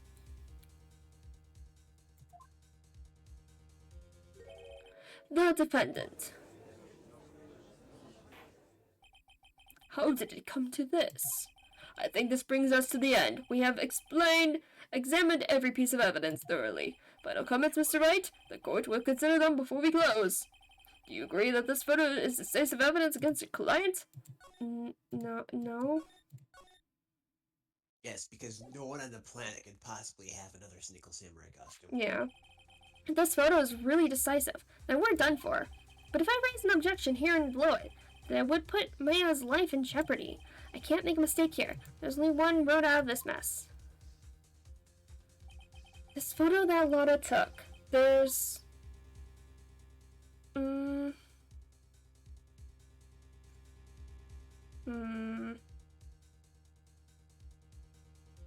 Is he wearing gloves, the person? Yeah, he's still wearing his, like, gloves and stuff. Hello, Dodger Dial. Welcome back. Doesn't the Nickel Samurai have, like, a mask or something? Yeah, he's wearing, like, a mask thing. Oh, okay. Yeah, that's the mask thing.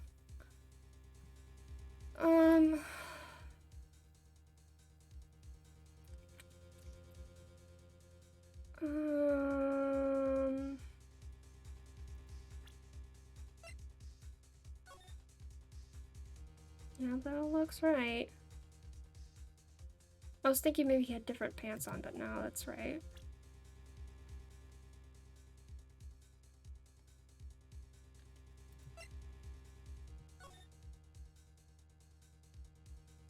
I was thinking maybe there was something with, like, which store he's walking out of, but it does. It's always strange, yeah. We are cross-examining old bag that is back, and she's the one who took Lotta's camera. And this was the photo found on the camera. Let's yeah, do the same. And just something strange with it. Yeah, totally. There's something strange with this photo. I knew this was coming, right? Also, Miss Von Karma got shot by unknown gunman, so Edgeworth is here to take her place. So that's fun, and also we figure it's by the guy who kidnapped Maya, because before the trial the guy sent us or spoke to us over the remote thing that we got, basically saying that there was a present he was going to give us, that we're going to get whether we want it or not. So yeah, so Miss Vaughn Karma got shot. She is alive, but she's not well enough to come to the courtroom. So Edgeworth took her place. So that's what's happening. Yeah. Anyway, I knew it was coming right. Your thoughts, Mr. Edgeworth?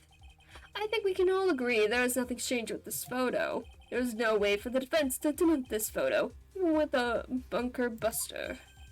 Debunk with a bunker buster? Is that what you're planning to do, Mr. Wright? Anyway, please look at the photo one more time. If you really believe you can honestly find something wrong with this photo, then you should only need one chance, correct? Yeah. Well, I'll find something wrong with this photo. I can't let this chance go by. Where the heck did she take this photo from anywhere? It's all out of focus. Why can't she take a good shot, especially when it counts? Now then, let's hear your objection. What about this photo is strange? I would like to know. The angle that the photo is taken at? That's the only thing I can think of, is the angle of the photo, because it's... The angle of the photo is being taken is, like, below waist level, is it not? Mm-hmm. But she was probably hiding in the, flower things that were in front of, Yeah. his room, but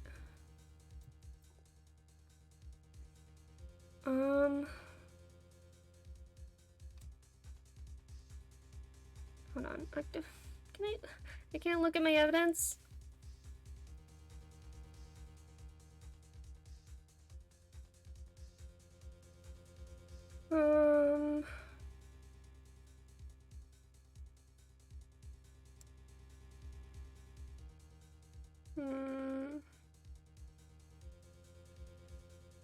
I can't see his face.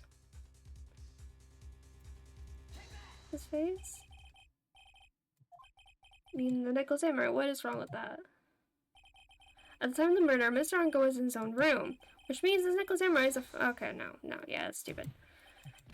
Oh. Okay. Let's try saying that the photo is, there's nothing strange with it? Yes. There's nothing strange with this photo. I have done nothing to alter this picture either, in case you're wondering, right? I see. It seems the defense will rest on this matter. In that case, there's no reason to further prolong this trial. Is this really alright with you, Phoenix? Well, there's nothing wrong with this photo that I can point. Try again. Take another look at it. And if you still don't see anything, do something. Anything to prolong the trial. Yes, Chief. Okay, wait, Your Honor? What is it, Mr. Wright? I'm about to enter my verdict. Please address me with your comments afterward. No, I'm sorry, but this can't wait. Oh, let me guess. You are going to point out something some peculiarity with this photo. What? Why didn't you say so earlier? There's something strange with this photo. It's fun bluffing. I knew this was coming right. Your thoughts, Mr. Edgeworth? Okay. Nothing strange with fun. Okay. Anyway, please look at the photo one more time. I really believe what you honestly find something wrong with this photo. Okay, hold on. I want to look at this.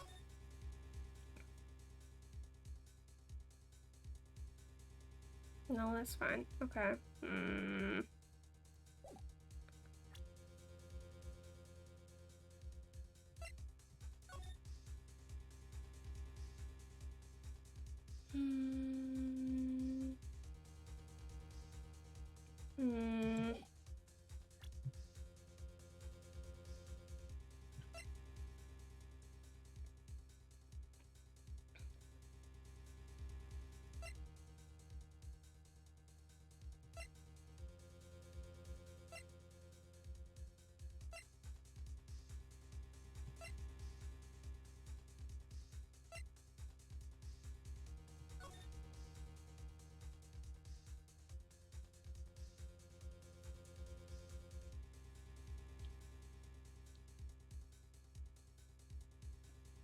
honestly don't know what's suspicious about the photo, except, like I said, the angle. But I don't know where I would click for the pointing out the angle. Oh well. Where, like, this thing's about it. It's all out of focus. Why can't she take a photo? Good photo.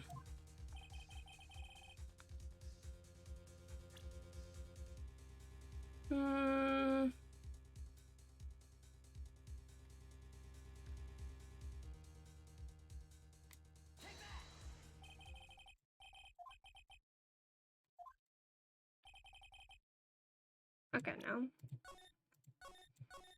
Maybe point at the bottom like the carpet or something. I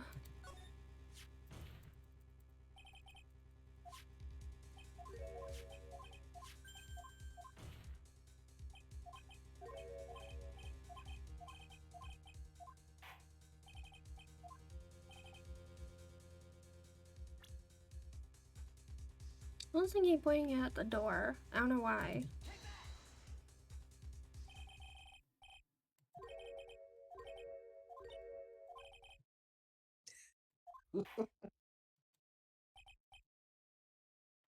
Okay.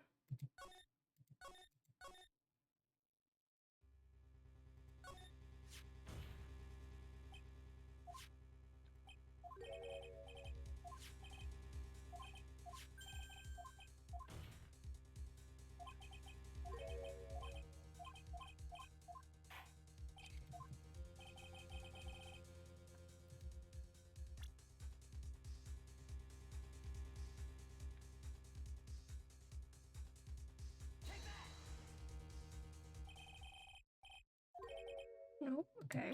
Let me try the carpet. Yeah. Yeah, I don't think if it's the carpet, then I think it's... Or like his pants, maybe. His pants have the same pattern, don't they? Yeah, but I was gonna be like maybe like pointing at the pants and being like, where's the button? Where's the button? Oh. Or something. I don't know. Let me try the carpet first. Wait. No, it is the bottom of his pants. Because in the picture, you can see his feet. In the picture of him. This is too short. This person's too short. Oh my gosh, yes, it is the pant. Okay, I was like, something... Oh, okay. Can't believe I forgot about that.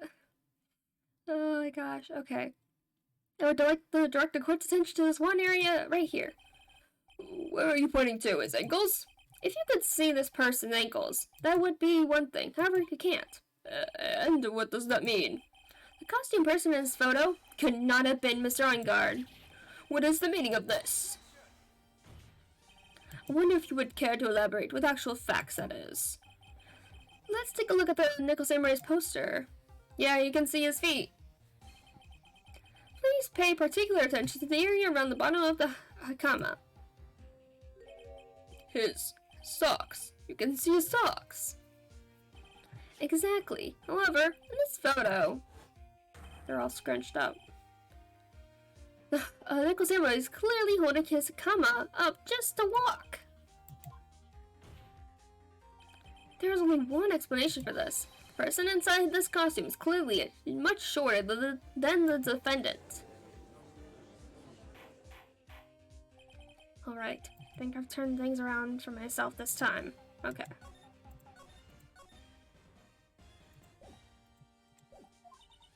That's curious. Huh? What is? Edgeworth is unusually calm today. That's true. He's just letting the trial run itself, as if he's only along for the ride.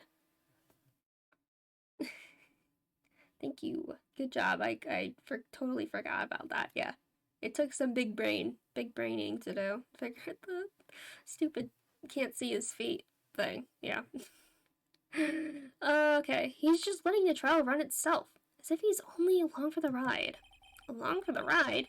What do you mean by that? I can only guess that perhaps he doesn't feel under attack at all. He doesn't feel under attack? Then I haven't damaged his case at all. Uh-oh.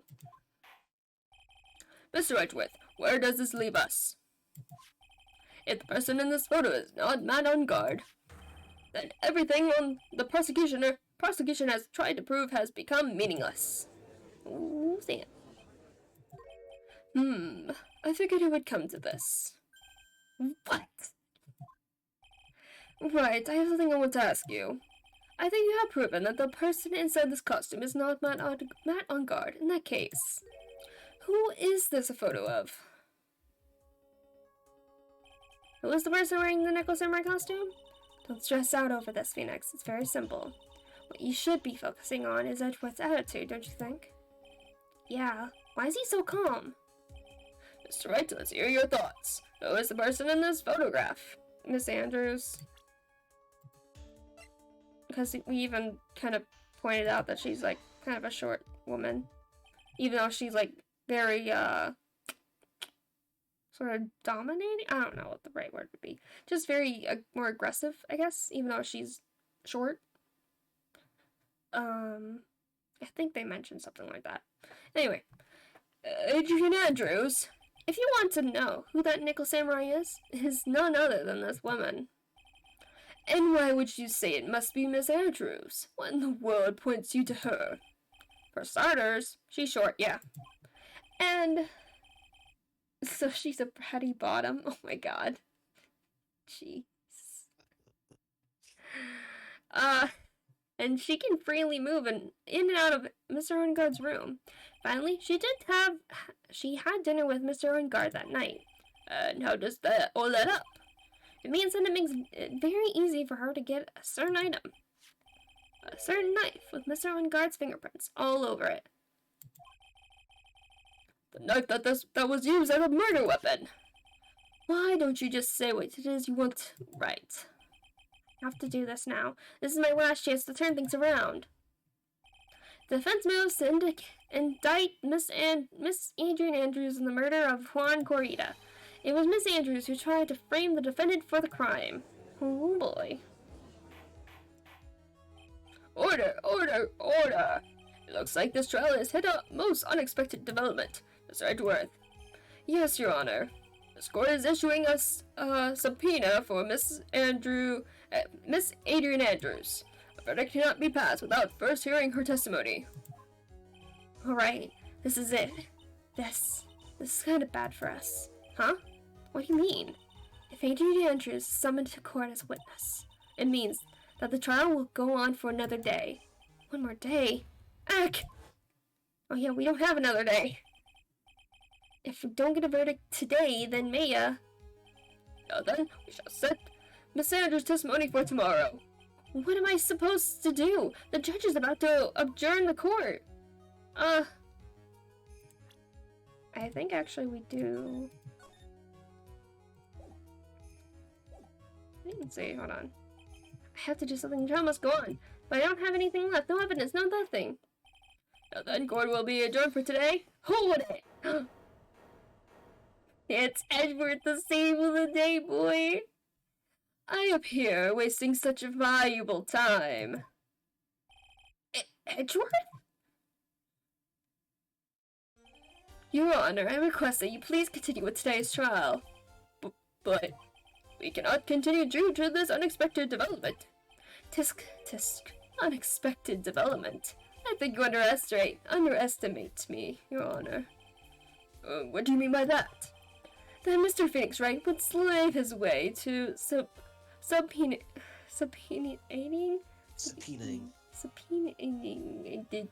I don't. Word. Miss Adrian Andrews is all happening according to plan, even if Wright was a bit slow to catch on. What? Oh shit. What is the meaning of your statement, Mr. Edgeworth? Miss Adrian Andrews is currently waiting in the prosecution's lobby. She is the next witness. Everything was planned out in advance by that man. Somehow, I knew there was no way Edgeworth would overlook Miss Andrews. Looks like this battle is far from over. Exactly. Very well, we will call the next witness. However, before we proceed, we shall take a 10-minute recess. Please prepare your witness in that time, Mr. Edgeworth. The court will now take a 10-minute recess.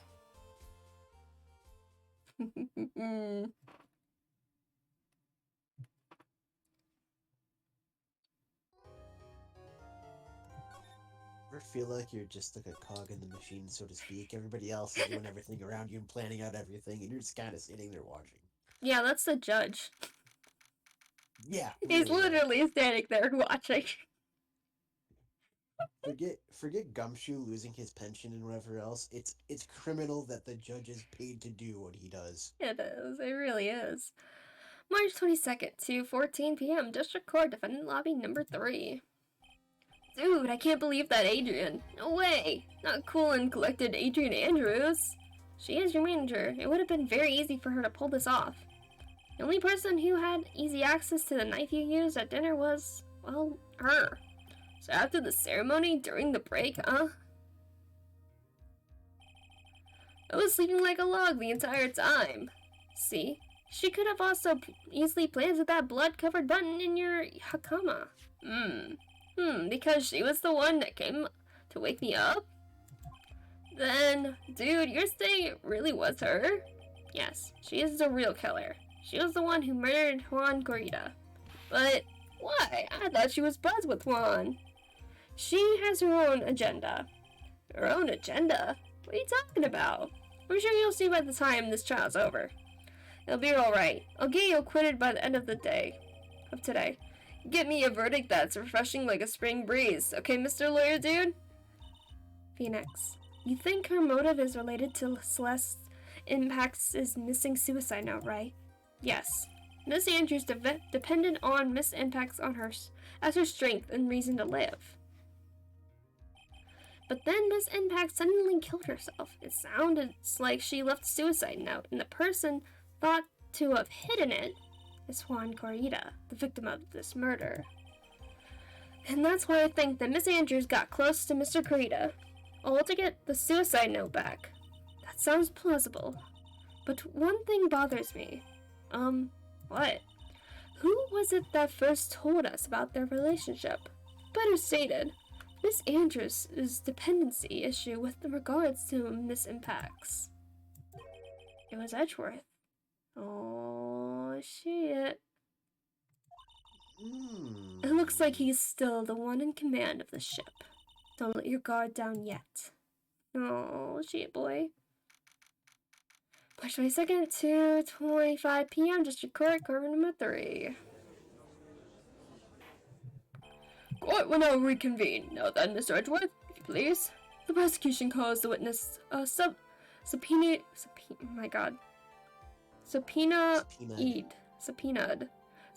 by the court. Miss Adrian Andrews, the person who discovered the crime in Mr. Juan Corrida's room. What is your occupation?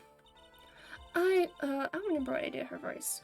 I am the manager of the defendant in this case, Mr. Matt Engard. I see. Now then, before we begin, Your Honor, I have one request. Yes, sure. What is it? I'm sure everyone in this court is wondering the same thing, and would love to find more about my relationship with the victim. After all, it was the topic of a certain weekly magazine recently. No, I have no idea what you mean. I've never even heard of Gossipland. If the judge was ever a prosecution witness, he'd do all my work for me. Anyway, I was wondering if you could please tell us about your relation to the victim. Yes, I was seeing Mr. Corrida. I was also aware of the rivalry that existed between Matt and Juan, but this was a private matter between Juan and myself. So it was a fry and bait matter. Or was that bait and fry? Reminds me of fishing. But I didn't kill him. No one is accusing you of that. I am? I'm the one accusing her of that? I think there's someone who would beg to differ. I don't know what you're talking about. I think we all understand your relationship with the victim now, Miss Andrews. Very well, then, witness, please testify to the court about what happened when you discovered the murder that had taken place. When I found the body. It was the time for the show to start, so I went to get Matt from his room. After that, I went to Juan's room, and there was his dead body. I was in shock. What I saw was, naturally, the exact same scene as in the crime scene photo. It felt as though I was about to faint, so I poured myself a glass of juice. No? You poured yourself a glass of juice? Yes, sadly, I didn't remember not. I didn't remember not to touch things at the crime scene, and I disturbed the crime scene by moving this one thing. And that is when the fingerprints on the wine glass were made, Your Honor. I see. Well, Mr. Wright, you may cross-examine the witness. Phoenix, she is one cool and collected customer, and she has the brains to match. Yes, I know. In order to catch a person like her, you have to avoid head-on confrontations. You should disrupt her pacing. Disrupt her pacing? She's the type of woman who is easily thrown off by things inconsistent with her thinking. So you have to attack when she least expects it. The instant you let up on your offense is the instant this trial is over. Understand? Oh boy. Alrighty. It was time for the show to start, so I went to get Matt from his room. And what was Mr. Ungar doing at the time? He was taking a nap. He was worn out from his many performances as Nickel Samurai during the ceremony. Mr. Ungar did say he was taking a nap. Then I guess you could say it could not have been taken out of his room, yes? Excuse me, what are you... Right, I thought years of school would have taught you how to construct a sentence. If you can't make a sensible sentence with the subject, then I'll make one for you. Watch. Did you, Miss Andrews, remove Mr. Unguard's knife from his room? No. Subject, verb, object, right. Did you skip basic grammar? Witness may continue. After that, I went to Juan's room, and there was his dead body. I was in shock. Oh, wait. Okay, I went to Juan's room. And why did you do that? As a friendly gesture, Juan was to make an appearance with the other heroes. So the show was supposed to be a show of friendship, huh? Press further. Is that the only reason? I beg your pardon. What are you implying? Oh man, this game. Yeah, it is, this game.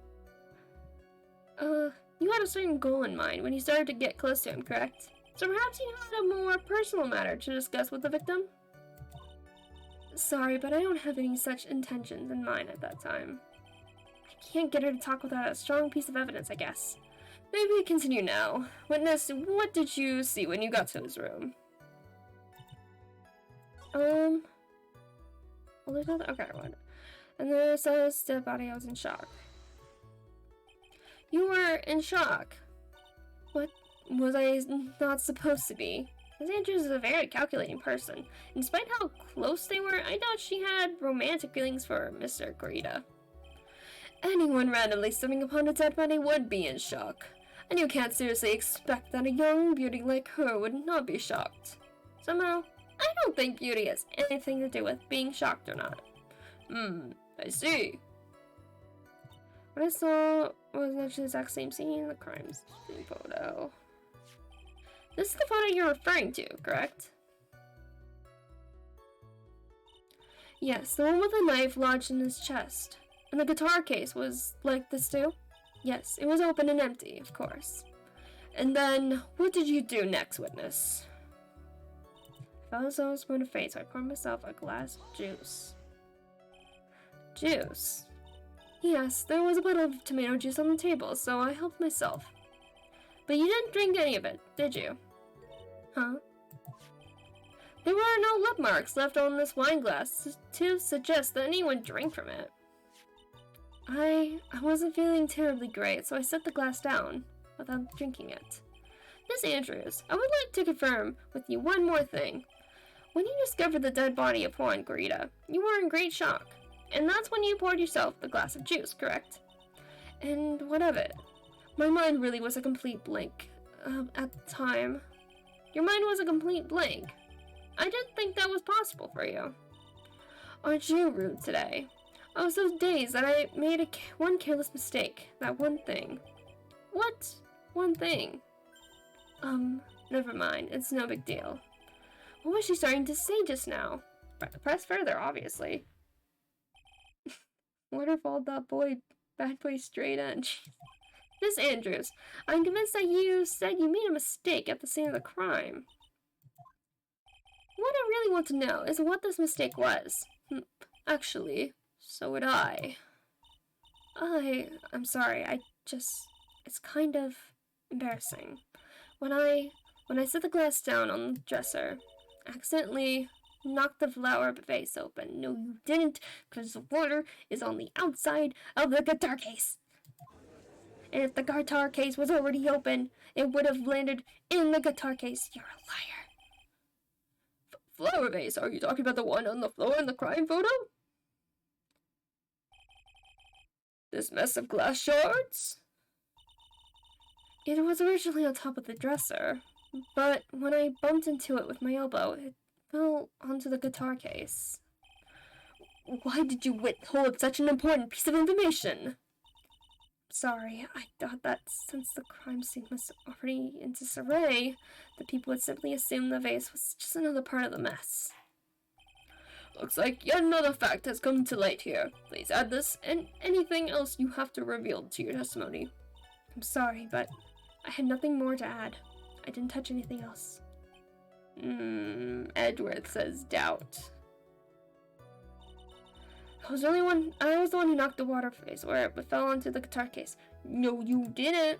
Nuh-uh. Nope. Nope, nopey, nopey, nope. You testified that you knocked the flower vase over. Is that correct? You're lying. You're lying, Andrews. Yes. And are you sure it fell onto the guitar case? Is there some problem with what I said? It's not some problem. It's a major problem. It's true that the top of the guitar case was wet with water. However, that's exactly what is so strange. Miss Andrews, you testified that the vase fell onto the guitar case. However, if that was true, the case should have gotten wet on the inside, not the outside. That's very true. Furthermore, there is one other strange thing about this guitar case. What is that? Let's take another look at the crime scene photo. The remains of the vase are scattered on the floor. And what is wrong with that? If the guitar case was open when the vase fell, the glass shard should be inside, not outside the case. What is your point, Wright? The case was closed at the time the vase was knocked over? Is that all? No. Think back to what Miss Andrews testified to. She said that, other than the vase, she didn't touch anything else. Yes, that's right. She did implicitly say she didn't touch the guitar case. But this whole matter with the guitar case is a dead end. The bright red guitar was not found at the studio. It has no bearing on this case at all. Something else was in the case, though. That may very well be. However, the empty guitar case does seem to have no relation to this case, doesn't it? Seems that there is no deeper meaning to the guitar case. Of course there is. Okay. Well, Mr. Wright, do you think we need to hear more details about this guitar case? Yes. The empty guitar case. I believe this is a crucial piece of the puzzle. I can't believe anyone would reach for straws like this, but it is you. I can't believe I'm doing this either. Alright, I'll follow along for now. Miss Andrews, please testify to the court about the guitar case. Yes, Your Honor. Oh boy. I don't remember too clearly because I was a bit dazed. I suppose I must have opened the guitar case after I knocked the vase over.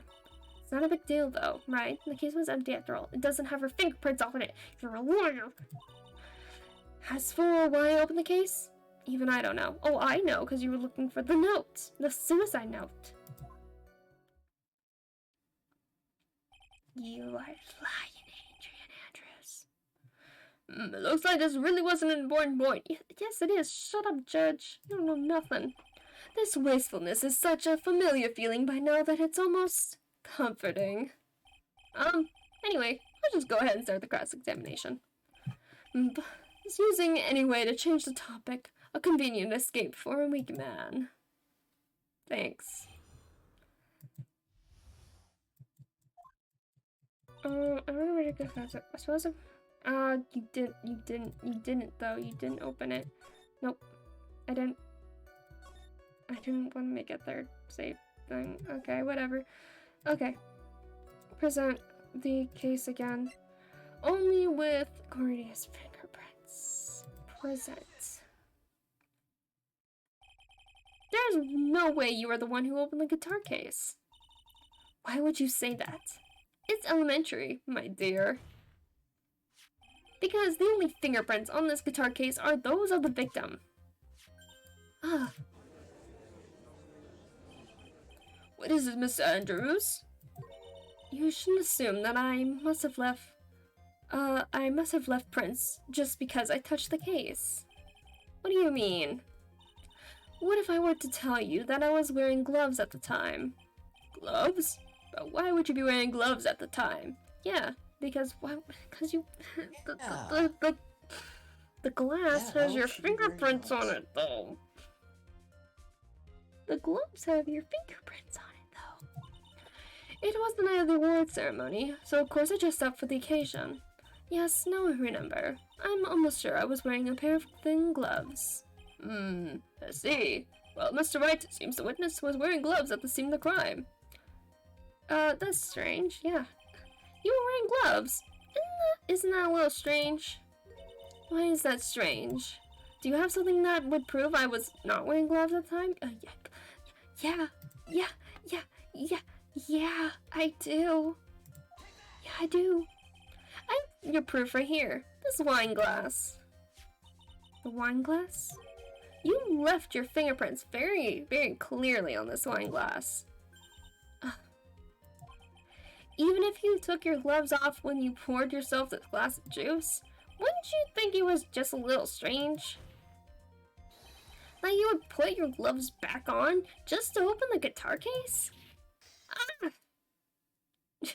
I got my spare glasses, don't worry. Apparently that happens often enough that she has a couple spares, maybe.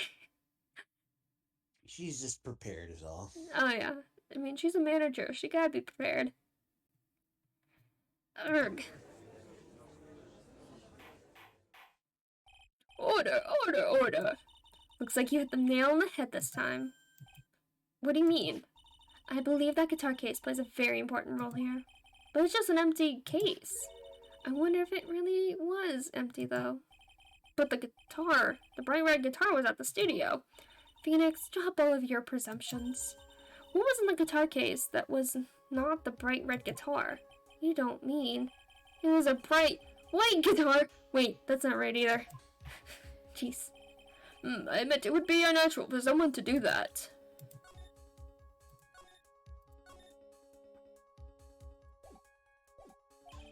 So the witness was not wearing gloves despite the fact that on the case? Your Honor, this is obviously the defense's usual misdirection tactic at work. Steer the court towards an unrelated topic and lull us all into his misguided... No, Your Honor. Please recall that Miss Andrews had testified that the vase fell onto the guitar case, which means that the case was closed when the crime took place. However, it is wide open in this photo of the crime scene. I'm sure this guitar case has some relation to the murder. If you are so sure, right, then I'm sure you can somehow sustain your outrageous claim, correct? Please, enlighten us as to why that guitar case has anything to do with this murder. Good question. I don't remember. Can you do that, Mr. Wright? Well, let's suppose for a second. that the bright red guitar was not the only thing that could have been the case. The bright red guitar not being the only thing? You don't mean to suggest the bright black guitar? What? No. So you intend to push your theory that the case was not empty? Is that it, Wright? I wouldn't say something I didn't intend to prove. Deflate that head of yours. You haven't proven anything yet. Now then, let's have it. What was inside this case at the time of the murder? This is a good question.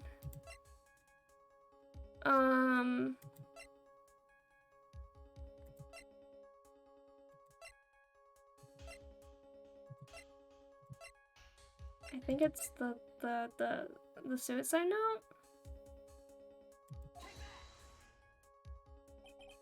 And why would something like that be inside a guitar case, let alone this one? Why, Mr. Wright, well, I just thought it may have been possible. No, why don't we put this whole void our brain's supposed to be? Okay, so no, not that. Okay, hold on. What would have been in the case?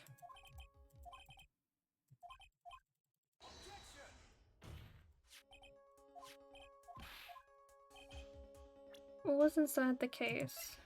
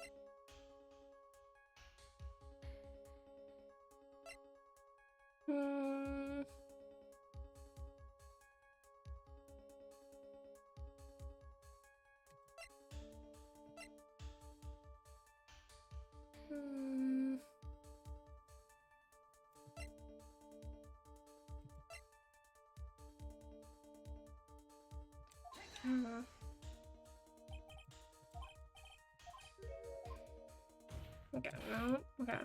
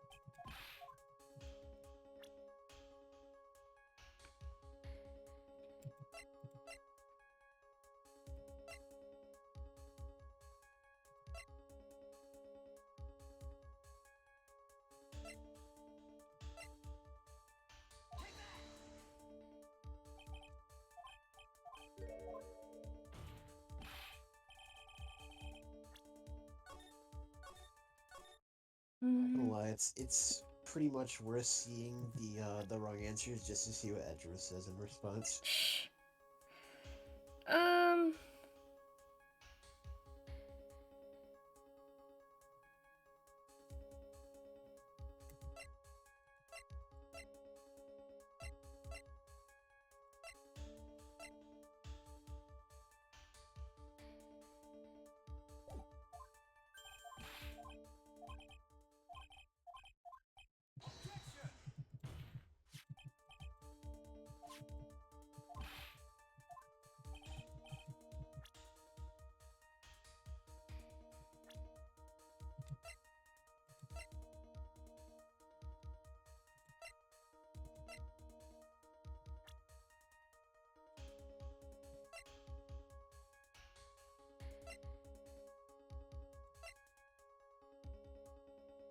Good night.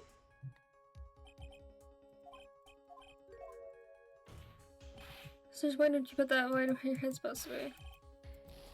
Never bring it out again. Can't a foolish fool get some love here?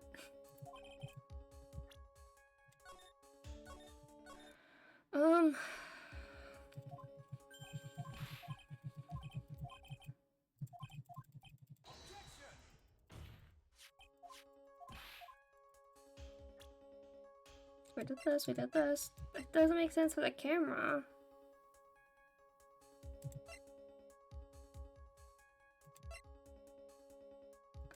Camera? No, not camera.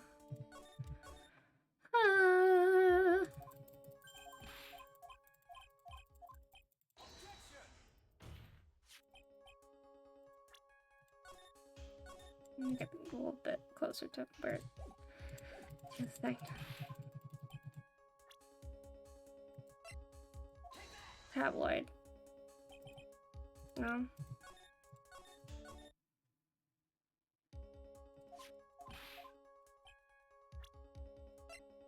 Map of the Gate Hotel. Nope.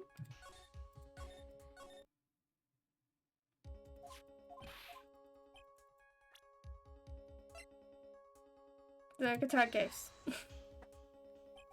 Yeah, the guitar case inside the guitar case. Caseception. Yeah. I tried that. Doesn't make sense if one his crime photo would be there.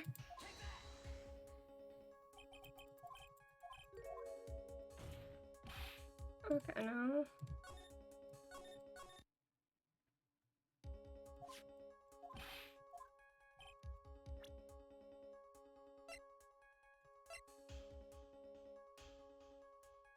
Wait, did I use this one, not this one?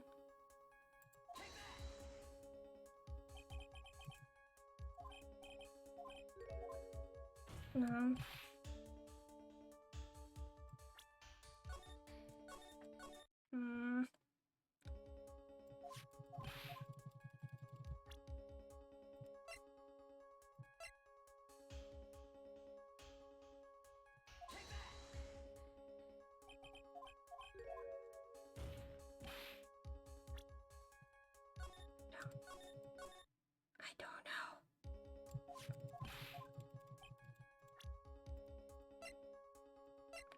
That doesn't make any sense. We tried the knife.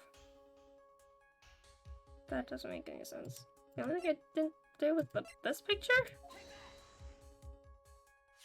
What? What? Why? That doesn't make much sense. The photo of the Nickel Samurai and the... I don't know. Okay. Yes, but what is important is what is in that picture, Your Honor. In this picture? It doesn't take a genius, see what I mean? What I am proposing is... Inside the guitar case was the Nickel Samurai. Oh. Oh. That makes so much more sense. But that's a really dumb way of doing that. Okay. Inside the guitar case was the Nickel Samurai, the hero's very own costume. What? Mr. Wright, explain yourself. Right. Are you saying that the witness opened the guitar case to take out a costume? What insane point would there be to doing something like that? That insane point would be to wear the costume, of course. Miss Andrews put it on to hide her identity so she could make her escape. After all, you couldn't let anyone see you leave, could you, Miss Andrews? I refuse to accept your theory. Do you have anything to support such a preposterous idea? Just outside the door was an investigative photographer who was starving for a big scoop.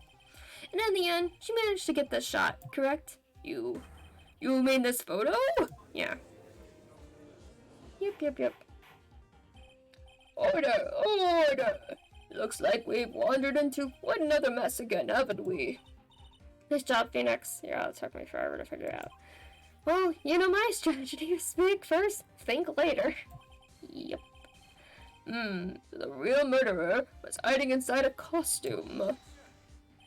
Wait 1 second, Your Honor. The Nickel Samurai's costume would have been Mr. Matt Unguard's. Why would something of the defendant's be in the victim's room? And inside the guitar case, of all places. True. It is a little baffling.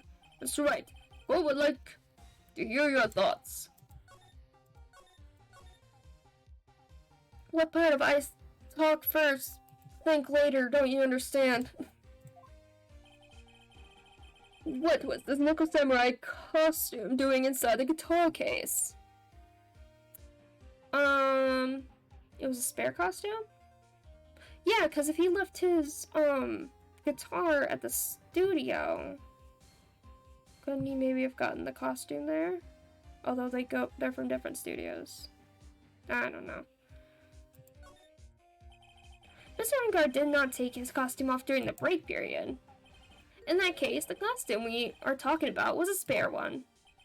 But then, are you saying that on the night of the murder, there were 2 Nickel Samurai costumes at the Gatewater Hotel? Yes, that is what I'm saying. And how do you explain the costume that was inside the guitar case?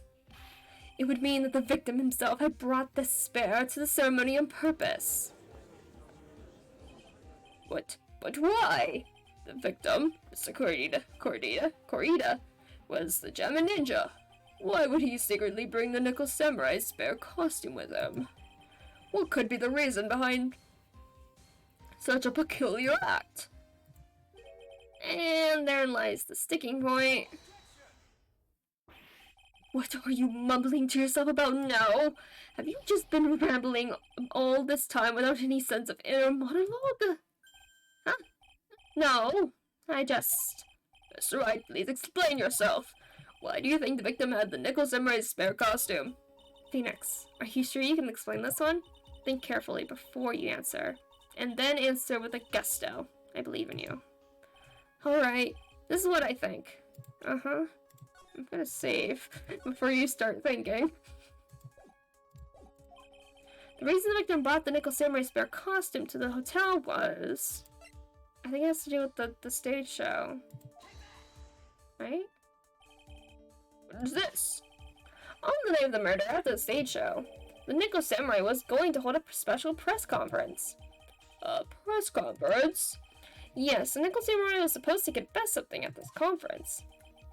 I heard about this as well. For once, you're not making something up. Not making something up, right? But what struck me as strange was that Mr. Unguard himself said he had no idea he was supposed to be holding a press conference that night.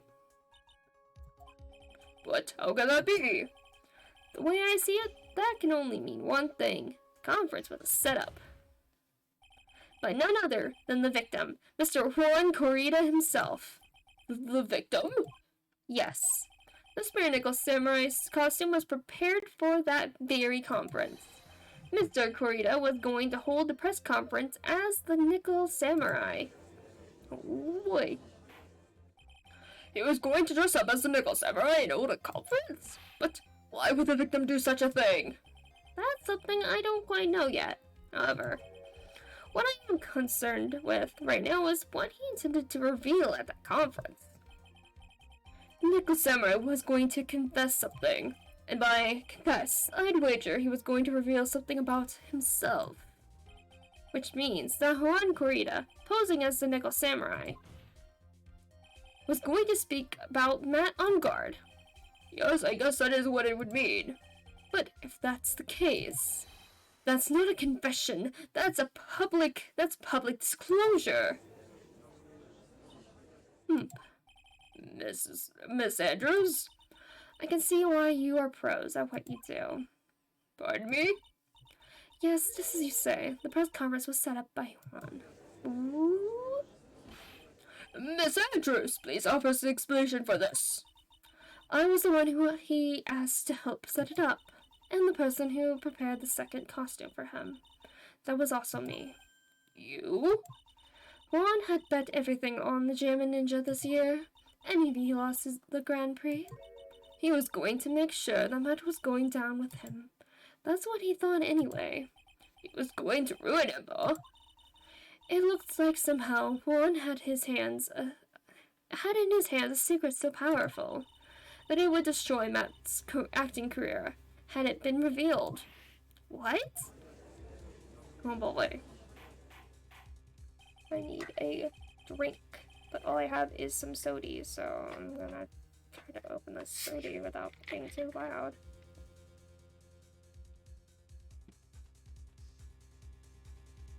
Okay.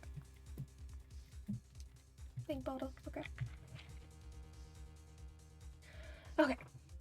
And do you know what the secret of Mr. Unguard's is, Mr. Andrews? That's something only Juan knew. I don't know what it was. I see.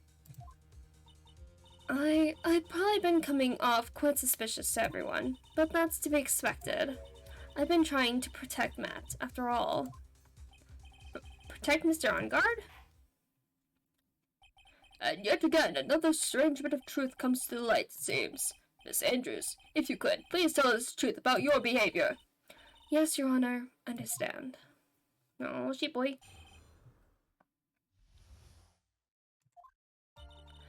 From the moment I saw the crime scene, I had a feeling that Matt was the murderer. Matt had to kill Juan no matter what, and he didn't have an alibi for what he was doing at the time of the murder. My thoughts were confirmed by the evidence, of course, the button and the knife. But I'm Matt's manager, so I felt that I had to protect him. By putting on the costume and walking out of the room. After planting evidence. Yes. Definitely makes so much sense. Oh, totally. Okay. This does account for everything. No, it doesn't. Well, I am the logical type. We're finally seeing her true self. She's more nervous than a scared rabbit. If the defense could find no fault with this testimony, I am ready to make a ruling. Please keep that in mind as you cross-examine, Mr. Wright. Looks like somehow everything has swung to the opposite end of the scale again. That just means I have to put my weight into this and turn her logic upside down. Yeah, why would she wear the costume? She's trying to protect him. Don't make no sense. Okay.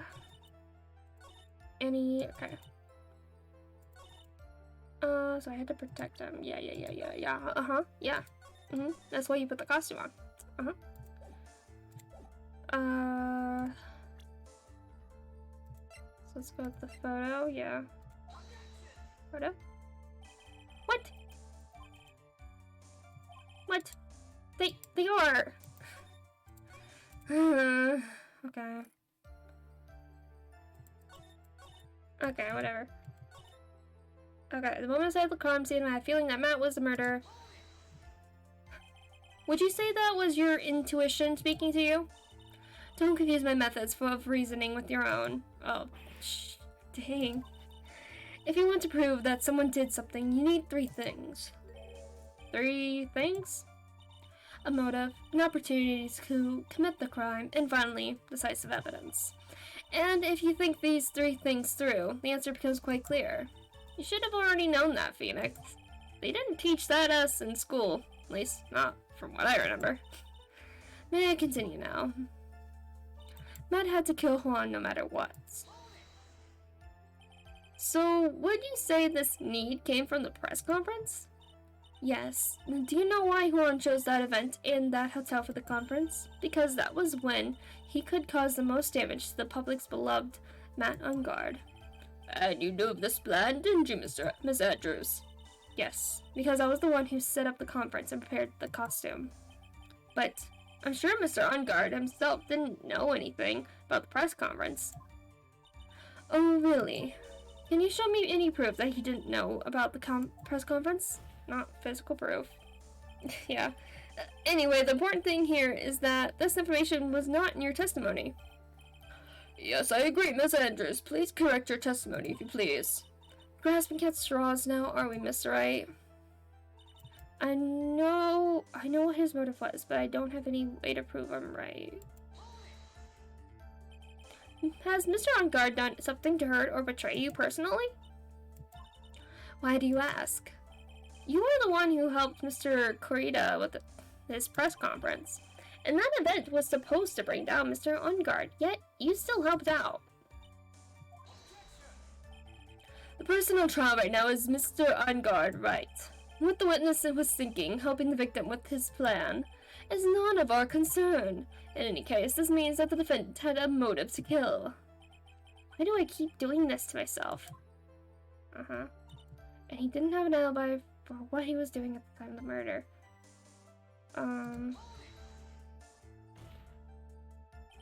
But didn't you already testify earlier that Mr. On-Guard was taking a nap in his room? Are you telling me now that that too was a lie so you could cover for Mr. On-Guard? I'm not telling you anything of the sort. When I went to get him for the show, he honestly was sleeping. However, as to whether he was sleeping the entire time, that I cannot say. I was too busy setting up the stage at the time. I keep trying, but I can find no flaws with what Miss Andrews has said. I can't say the same for some people here in the courtroom, however. The judge is glaring straight at Maya. He's glaring at you, smart guy. My thoughts were confirmed by the evidence of courts, the button, and the knife. You can hardly call the knife decisive evidence. The fingerprints on the knife could very well be a clever camouflage. Then what about the button? The button. It is clear from the crime scene that the victim and his murderer fought, and during the fight, the killer ripped the button from the German ninja's costume. You're talking about this button, correct? That button was found in the plates of Matt's hakama. Isn't that correct? I would think that makes it very decisive evidence. Looks like you were outfoxed again, Mr. Wright. Anyway, the knife doesn't prove a thing. Please fix your testimony. I can't stand the sight of a man who can't gracefully accept his defeat. Thank goodness Maya can still look at me. The icy stare, yes. Miss Andrews, for Mr. Wright's sake, please add this information to your testimony. That man was torn off of Juan during his fight with Matt. And how do you know that? When the ends of the threads on the button and the costume were matched up, they were found to fit together perfectly. Or so I heard. I've heard that before too. But why would Miss Andrews know about this case down to such a fine detail? Don't look at me like that, just because I'm prepared and you are not. Arg. And I thought I had her for this sure this time. If there's anything to trip her up on it, it has to be here. But where and what?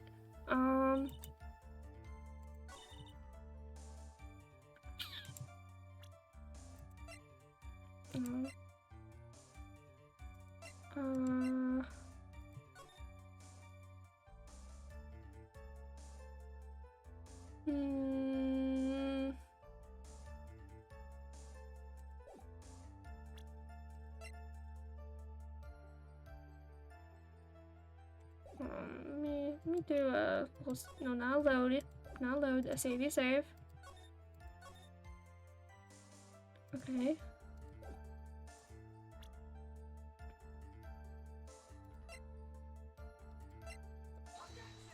No.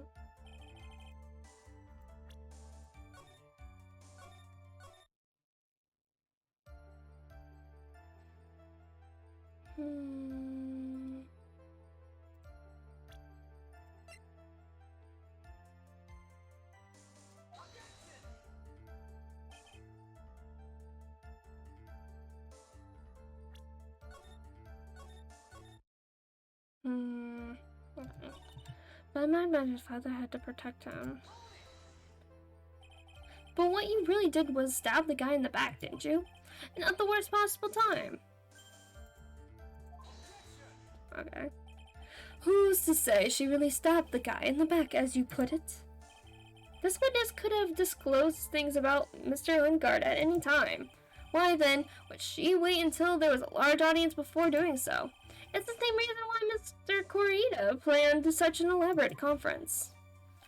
Miss Andrews wanted to cause Mr. On-Guard as much damage as she possibly could. This witness bears ill will towards the defendant. This isn't the Phoenix Wright wax philosophical power hour. And please, stop slandering the witness. As I expected, Mrs. Andrews' testimony seems pretty solid. Really? Because to me, it sounded a little wishy-washy. Wishy-washy? Well, I guess we'll see if I press a little more. You should know this by now, but you'll need strong, decisive evidence to make her talk. Got it, Chief. I'm going to pin you down this time, Miss Andrews.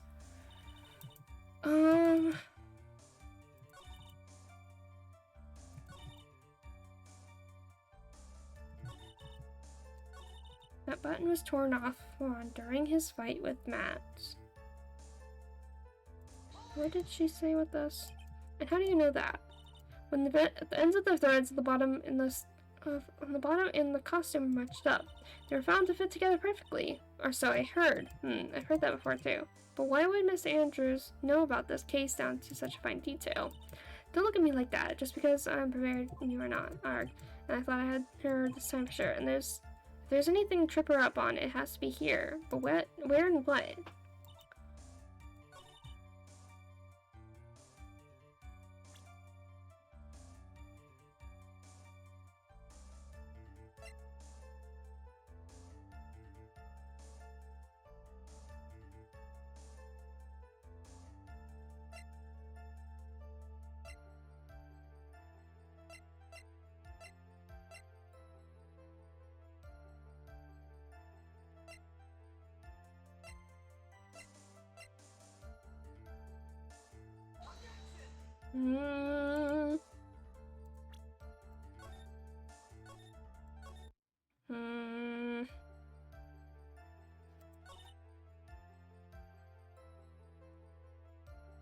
But I'm Matt's manager, so I thought that I had to protect him. But that doesn't make sense.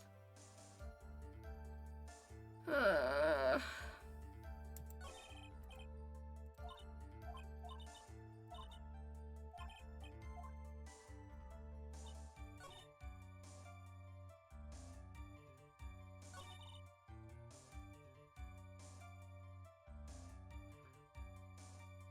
have an alibi for what he was doing at the time of the murder. But the button was torn off and fallen during his fight with Matt.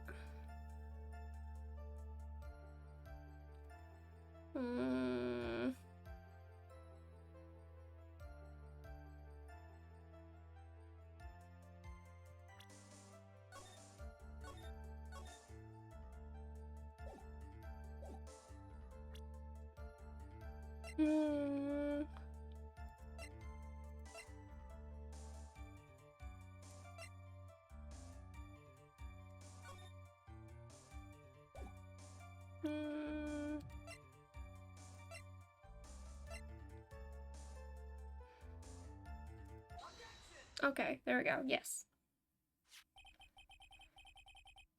Okay, this is the victim's autopsy report.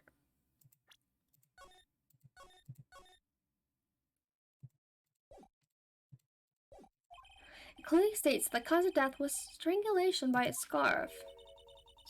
Strangulation. The knife stabs the victim was done after the victim had already died. What does that mean? Let's examine the evidence. This button has the victim's blood on it, which would mean that it was ripped off the costume. When? After the knife was stabbed into the victim. Oh, right. Okay, so why would... If they were struggling, it doesn't make sense, yeah. Because he'd be dead.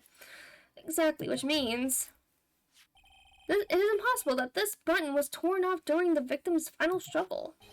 Because the victim was strangled to death in that fight. That's right, Miss Andrews. There is no way this button was ripped off during the struggle. This button was consciously pulled off the victim's already dead body. Order! What is the meaning of this?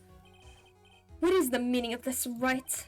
So what if the button was torn off the body after the victim already died? What does that change? Let me ask you one simple question, Mr. Edgeworth. Why was the button torn off? What purpose did that serve? What purpose? We now know this button was not torn off during the fight, so the murderer took the time and effort to purposefully rip this from the victim's body? That would mean that the murderer had something in mind, wouldn't it? Mr. Wright, does this mean you know what the murderer wanted to do with this button? What was it? Defend the crime on guard, yeah. There is only one logical reason for doing something like that. It was to pin the crime on Mr. Ungard. There's no way anyone would put a bloody button in their own hands. That's right. Mr. Ungard was a setup. By the real killer, of course. And the real murderer is...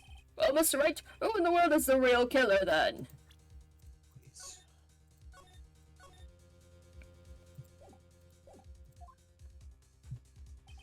Finally.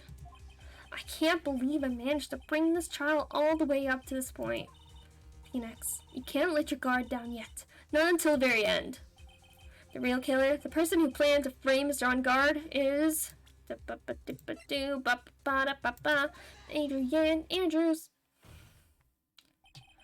Miss Adrian Andrews. I choose you. You are Mr. Corrida's killer. I choose you. I think you're gonna need a master ball for this one. Her glasses exploded again.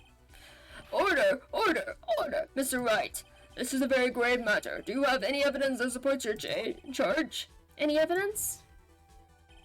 All of the evidence points to Miss Andrews.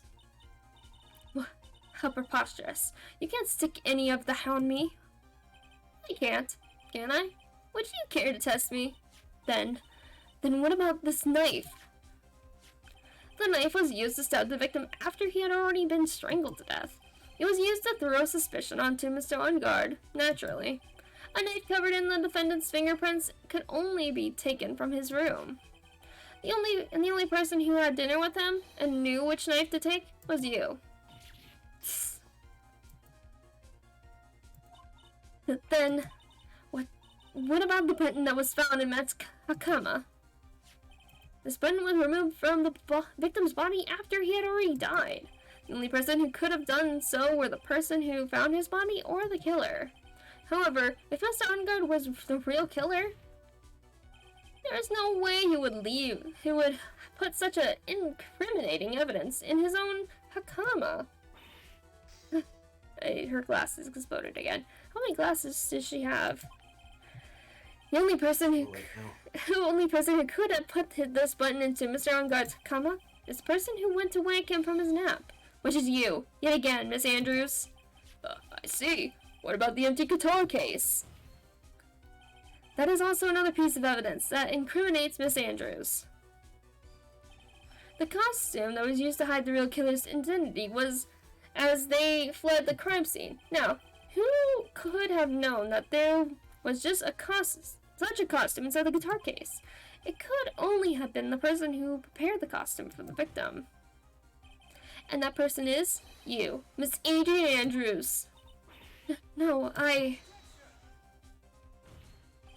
But Miss Andrews' fingerprints were nowhere to be found on the guitar case, and it was you who proved that she was not wearing gloves at the time. That's right. That's because she did not intend on leaving any prints. If anyone had found out that she had touched the case, they would have asked her why. So to avoid leaving any prints, she used a towel or something else to open it. But the glass of the tomato juice is a different story. Miss Andrews purposefully left her fingerprints on the glass to show that yes, indeed, she was the classic dazed discoverer of a dead body. And to top it all off, there is this photo. A photo of the killer as they exited the scene of the crime. No reasonable person on earth can believe this nickel samurai is Mr. Ungard. He would be much too short for his own costume if it was him. Speaking of how tall people are, Miss Andrews, you're also kind of short in stature, are you not? Please stop. Well, how about it, Miss Andrews? I've got her this time. Miss Andrews! I refuse to testify. What was that? There's a law. It says I can't be forced to testify about something if it can incriminate me. That's true. Well, yes, you are absolutely correct, Miss Andrews. The law does provide us with a way to avoid self-incrimination by allowing witness to not testify if the testimony can cause damage to themselves. What? Pleading the fifth is not something most people would think to do on the spot. Actually, thinking back to this yesterday, Mr. On Guard's room. Oh, Adrian Andrews. Yes? Think hard about what we just discussed. Understood. Alright. That's it. That's when Francesca planted this idea into her head. You must have told Miss Andrews to not testify if things look bad.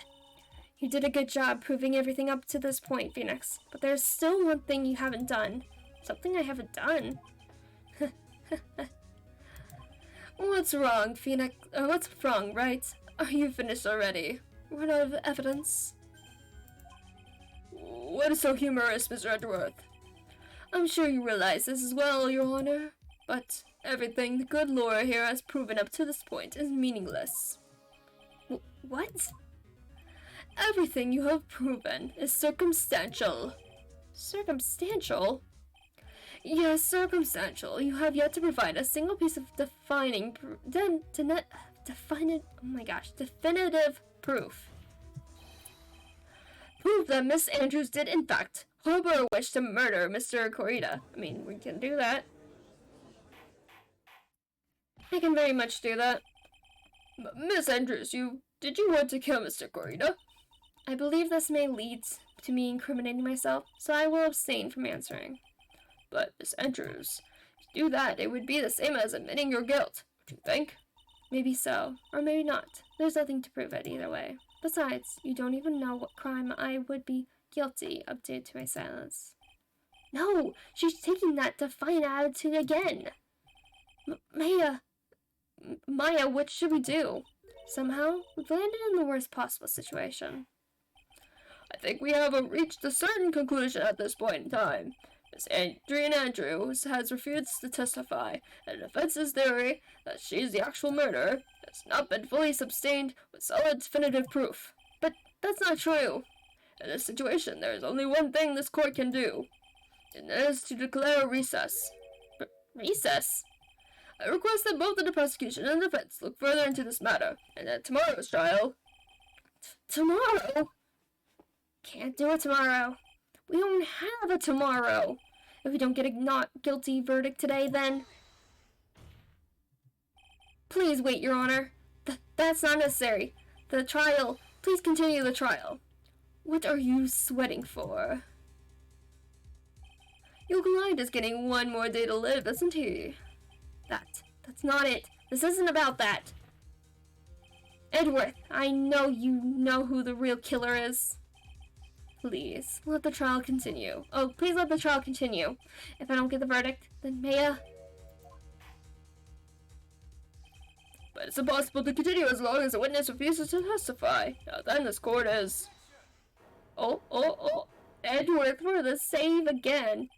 It is not possible for this trial to continue. Mr. Edgeworth, what are you... It's true, Miss Andrews holds the right against self-incrimination. However, if the topic of conversation were something unrelated to whatever she may be guilty of, then she has no right to withhold testimony.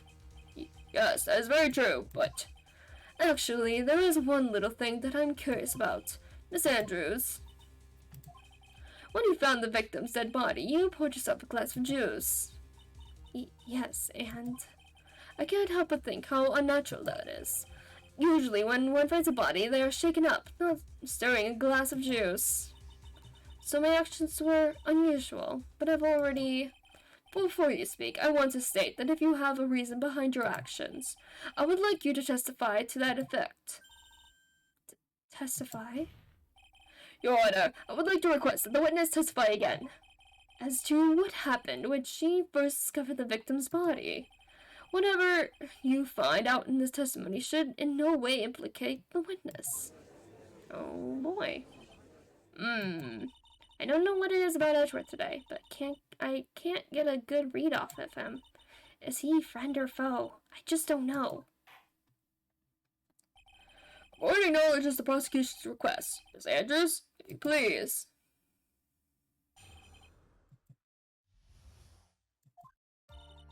The glass of juice. I didn't really pour it for myself. I was surprised when I walked into the room and I saw it in that messy state, and he was sitting slumped over and tired looking in the corner. When I saw him sitting like that, the thought that he was dead didn't cross my mind.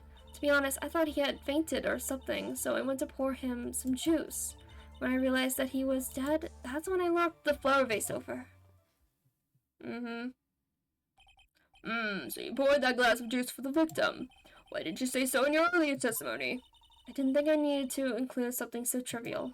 Phoenix, please be careful here. If you can't find anything wrong with this testimony, then there's nothing left. I know. Edgeworth, what the heck is going on in that brain of yours? Now then, Mr. Wright, you may begin your cross-examination. Oh boy. When I found the body... That glass of juice, I didn't really pour it for myself. I was surprised when I walked into the room and saw it in that messy state.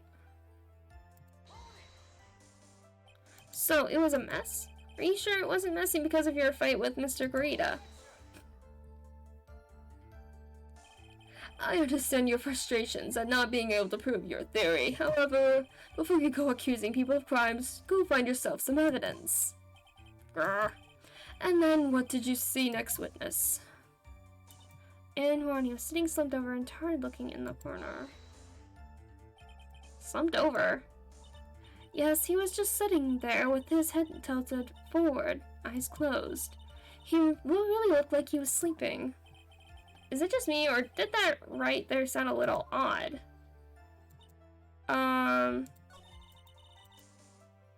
He had a knife stuck in him. I don't think usually... Listen, I don't know about your bed habits, but when I go to bed, I usually avoid anything sharp and pointy being around me when I'm sleeping. Particularly in my chest. That's usually not where you keep a knife. What about being strangled by a bandana? Do you like that too? Or yeah. No, not really. No. Oh, okay. But I think the knife would be a kind of a more of a obvious giveaway. Yeah, it's a dead giveaway. Pun intended. Yes. No? Okay. That's dumb. Okay. Maybe this... Okay, hold on. Let me press it first. Then, what did cross your mind? I thought maybe he had smashed everything up in anger because he lost the Grand Prix. And then felt tired after his rampage, so he decided to take a nap. Anyways, that's what I thought. I see. He doesn't think he was dead at all.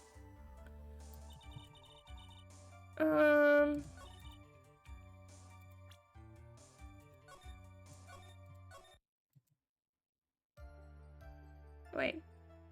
Yeah, whatever. That's fine. There we go. Okay. Yeah. So you honestly didn't think he was dead when you found him? No, not at all. Even though this is what you saw when you discovered the body? You know, a knife? What is the meaning of this? It's obvious, Your Honor. There's a knife sticking straight out Mr. Kurita's chest. Anyone who saw this scene would have immediately thought that there was a dead man. Well, you see, I doubt a single person in the world would mistake this for someone who fainted, and then so nonchalantly go pour something to drink. Your point is, Ms. Andrews, your testimony just now, it was all one giant lie. And your lie has proven one thing very clearly, that you are the real killer. No!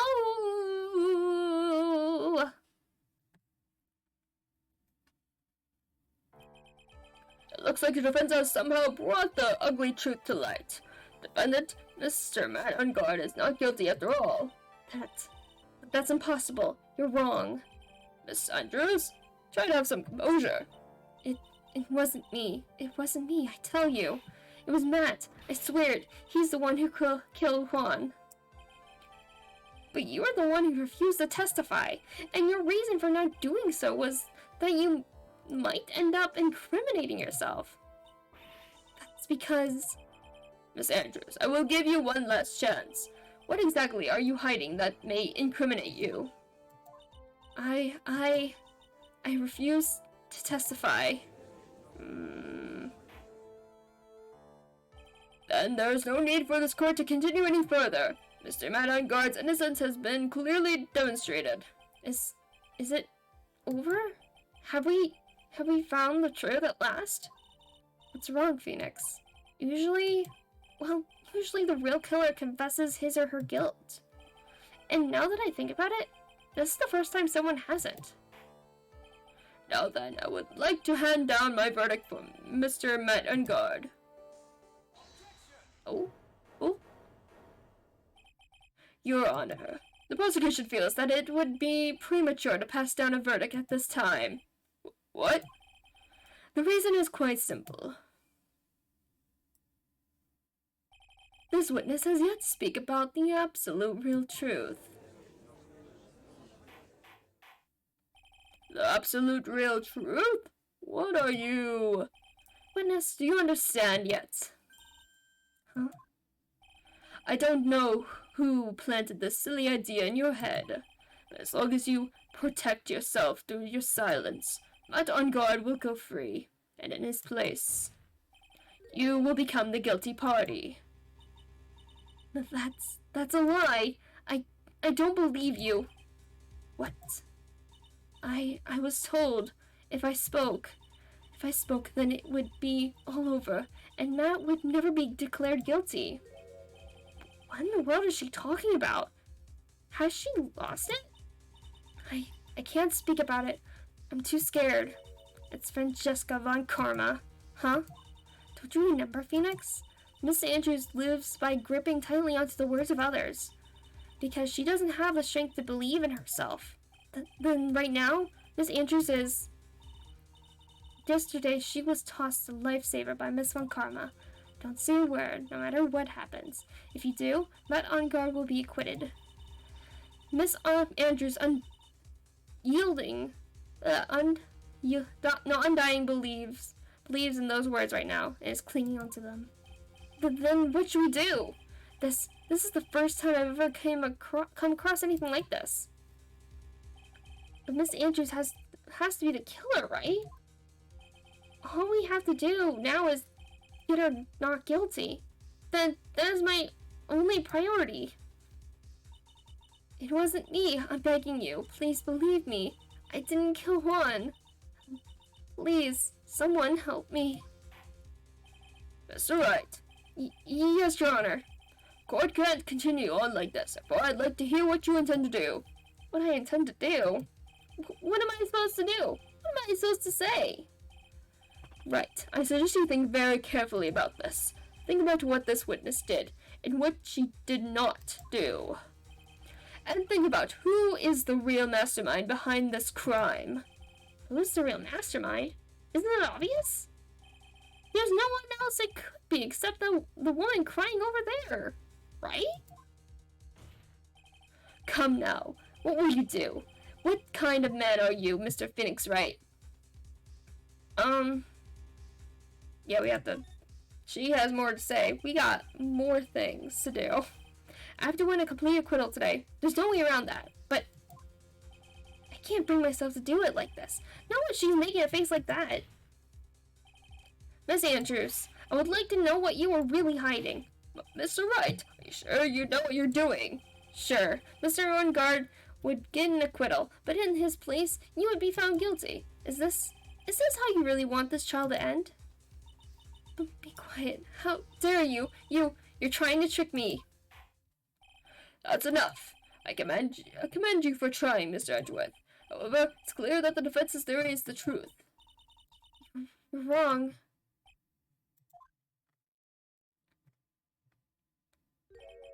What a shame. I had hoped things wouldn't come to this. However, what is Mr. Edgeworth? Miss Andrews, since you absolutely refuse to testify, it falls on my shoulders to disclose this to the court.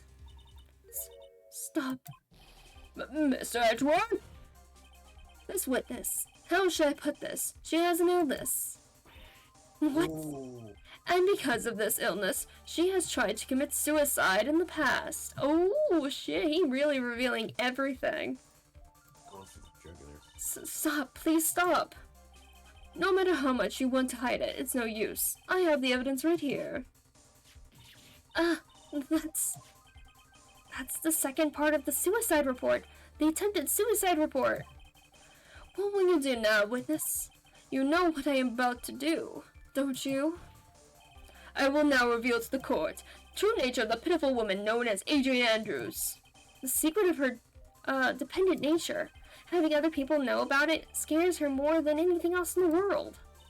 Please, please stop, I beg you. If people find out, I'll... If you're going to say you would choose death, that is of no concern to me. Edgeworth, how can you be so cold? I mean, we really need her to talk. However, before you die, I will pull the truth from your still breathing lips, no matter what I have to do. So, will you tell the court yourself, or shall I? Either is fine with me. I'll talk, but please, help me. There we go. Nothing matters anymore. My crime quotations. When I first saw him, I really thought he had fainted, honest. When I realized he was dead, that was when I formulated my plan. Once I made sure there was no one in the hallway, I made a dash back to Matt's room. And then I stabbed Juan's body with the knife and ripped off the button. Just when I finished and was returning to Matt's room, I had a bit of an inconvenience, and that's why I ended up using the nickel samurai costume.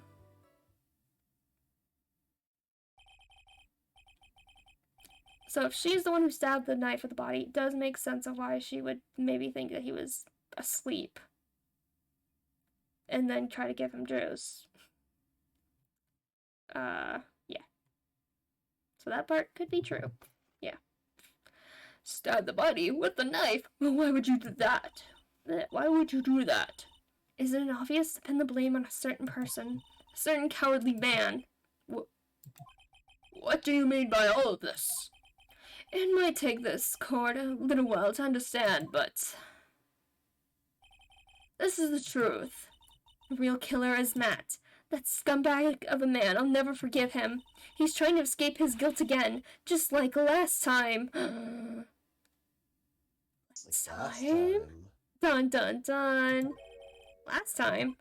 So, Miss Andrews stabbed the victim, Juan Corrida, in the chest with a knife. However, she didn't do it with murder in mind. She did it with the intent of framing Matt Engard for the murder.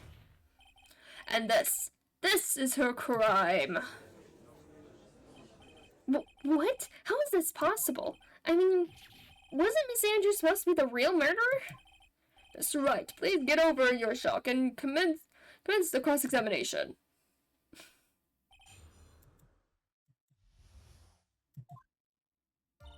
When I first saw him, I really thought he had fainted, honest. But you could tell from the state the room was in that there must have been a fight. Are you telling the truth when you say that you didn't know he was dead?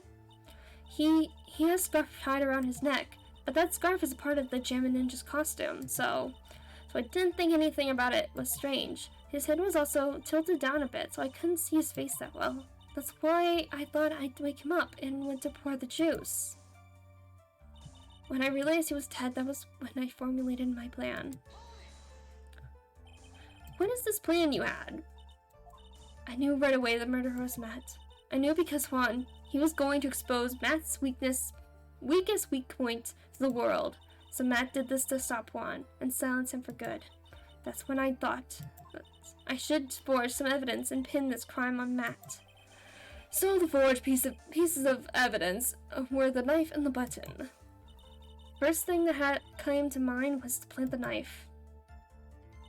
Once I made sure there was no one in the hallway, I made a dash back to Matt's room, which is why neither Old Bag or Lotta Hart saw her, because she made sure that there was no one in the hallways. That was so you can get the knife, correct? The knife Matt used at dinner had his fingerprints all over it. I thought if I used that, then the police would certainly turn their eyes towards him. Matt was napping with his costume on at the time.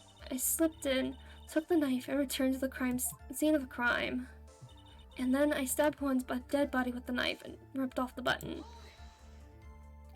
So you were the one who stabbed the victim with the knife. It gives me goosebumps to think about it now. What a horrible thing I did. But at the time, I couldn't control my own body. It moved on its own. Then when I stabbed Juan's dead body, I suddenly realized something. If I use the button somehow, I can make Matt look even more suspect. So you thought to rip one of the buttons off and then plant it in Mr. Ungard's comma. Yes, that's what I had planned to do. But things never go that smoothly, do they? Just when I finished and returned to Matt's room, I had a bit of an inconvenience. An inconvenience. There was a woman with a camera at the ready, loitering in the hallway. Lotta. I'm willing to bet my spikes it was Lotta. There was also a woman with a ray gun and ready pacing back and forth. That's Miss Oldbag for you. I had already been caught and made into a big scoop for a certain weekly tabloid once, so I couldn't very well go out looking like myself and get caught again. And that's why I ended up using the Nickel Samurai costume. You were the one who prepared that costume, weren't you? Yes, I took it from Global Studios. I also put it in Juan's guitar case the day before the award ceremony. You did this in preparation for the press conference, correct? Yes, Juan wanted to wear that costume and hold a press conference in it. He was going to disclose Matt's big secrets there. And what is the secret? That I don't know. Anyway, I thought if I were to leave Juan's room in the Nickel Samurai costume, then people would think that Matt was the real murderer. I was very careful not to leave any fingerprints when I opened the guitar case. I absolutely did not want anyone to know about the costume. I think we've heard enough. So after that, you went back to Mr. Ungard's room and planted the button? Into Matt's comma? Yes. After that, I folded up the costume I was wearing and put it into a bag. Then I snuck it out of the hotel and got rid of it. My word! What does all this mean? Mr. Edgeworth, is it? The real criminal is Matt Ungard. Yesterday, that woman prosecutor sat me down for a talk. Francesca, huh? She said that I should, under no circumstances, confess to what I had done. If I just kept quiet, then Matt would be found guilty for sure. I had no choice but to believe in her words.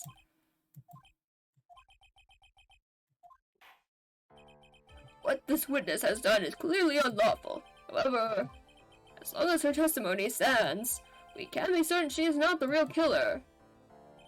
Wait, Your Honor. The defense still... Right. It's pointless. At this point in time, it is not possible to indict Miss Andrews on anything. Yes, exactly. There isn't a single piece of evidence that points to her as the murderer. I mean, there's a motive. The cross-examination of this witness is over, and so is today's trial. You couldn't establish the witness was the culprit. Please let it go, Mr. Wright. But... Mr. Edgeworth, please place Miss Andrews under arrest for further questioning. Understood, Your Honor. The prosecution will arrange for her detention immediately. That is all. Court is adjourned for today. Uh-oh. Oh boy. Oh boy. Today's trial, it's over. I didn't win an acquittal. Witness, would you mind if I asked you something? Edgeworth? What is it? Before you leave court today, I wondered if I might look at one thing. The card in your hand. It's had my interest for quite some time now. What exactly is it? Oh, this. Mr. Wright also asked about this. Although I don't remember at the time you asked me about it, Mr. Wright. I remember just now. I found this in the room on that day. The room. That day. Yes. I found this card when I discovered Juan's body. It was lying there right next to him. You found that card? Next to the victim's body? I suppose I must have unconsciously slipped it into my pocket. But it's not as if this card has any relevance to Juan's murder, right? Yeah, I guess not. But it's still a strange card if you ask me. But as far as a clue to this case, I don't see why. Hold it. Witness, that card. Give it to me. Hurry. Edgeworth? Do you have any idea what you have stupidly, yet inadvertently done? This, I can't believe you hid this from me all this time. I didn't mean to. What is this all about? I've never seen Edgeworth so emotional before.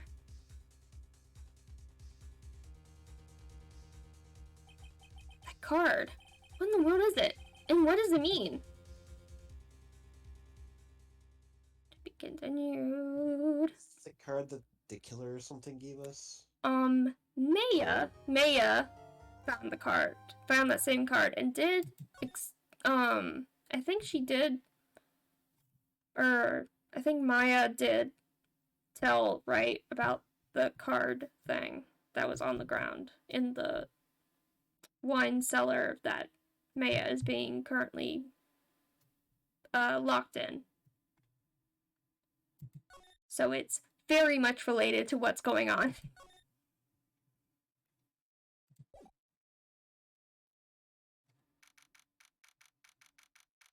Oh wait, is that? Oh my gosh, that was the end of that? I thought there was more to the trial. I don't remember. Oh my gosh. Okay. I don't know what. Okay. Do you want to stop for tonight here?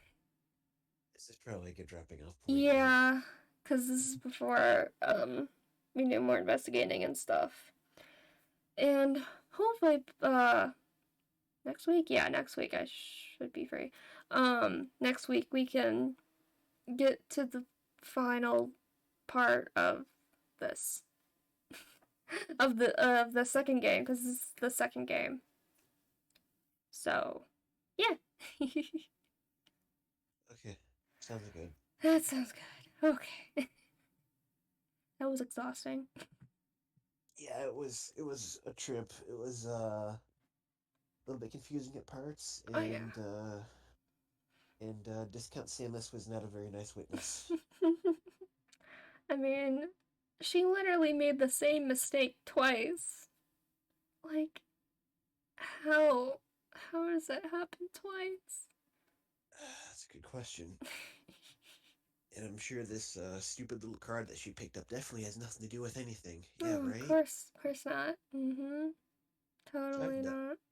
If I had $1 for every single time that a witness or an investigator in a Phoenix Wright game said, "Oh, this thing is important evidence," I think I'd be filthy rich. Yeah. I think that's how that works. Yeah, totally. But Edgeworth thinks otherwise. And it's like, you stupid freaking idiot. You had this the entire time, and only now am I finding about this? So he wanted to strangle her. Oh yeah. Actually, he wanted to commit murder in front of everybody. Yeah. A little bit. But we'll find out more, and we'll see what happens with Maya if she's alive. We will She can see. channel pro wrestler or something in the afterlife and beat the crap out of a dude. That would be a really good idea, yeah. That would, since you Oh, physically wait. like take the shape of the person you're channeling, She that would actually be pretty awesome. she needs to channel Sakura. Yeah, or like a pro boxer or something in No, there. Sakura. She's Sakura? Sakura Ogami from Danganronpa. Naruto? No. Oh, The okay. first I was gonna say. Danganronpa. Literally the like ultimate martial Yeah, yeah, artist. yeah, yeah, yeah, yeah, yeah, yeah, yeah, yeah, Yeah, yeah. yeah, yeah. Yeah, she could bust through that easy. Oh yeah, it'd be a fun time. Oh, She'd turn him into a human pretzel, yes. assuming it is a dude that's the killer. Yeah. Yeah. Okay. All right. I'll see you next time. Yep, see you next week. Byes. Alrighty. Boop. Alright. So I'm gonna leave that out for today. It was very exciting trial and everything, and the excitement's still going. Yeah, this is a really good trial. Honestly, all the like ending trials of cases are always so good. Um, oh, and yeah, I can't wait for the big kind of like um dramatic stuff that happens in the last part of this. Um, but yeah, I don't even remember like the investigation part of this. I don't remember what happens and what we find out. Um, so that's gonna be fun for me to figure out how that's gonna happen. But yeah, anyway, I'll leave it at that for tonight. Thanks for watching, hanging out. Um, have a good night. See you next week. Bye bye. I'm doing like the Markiplier goodbye thing. I need to think of my own my own like goodbye thing. Oh well. See you later. Bye bye.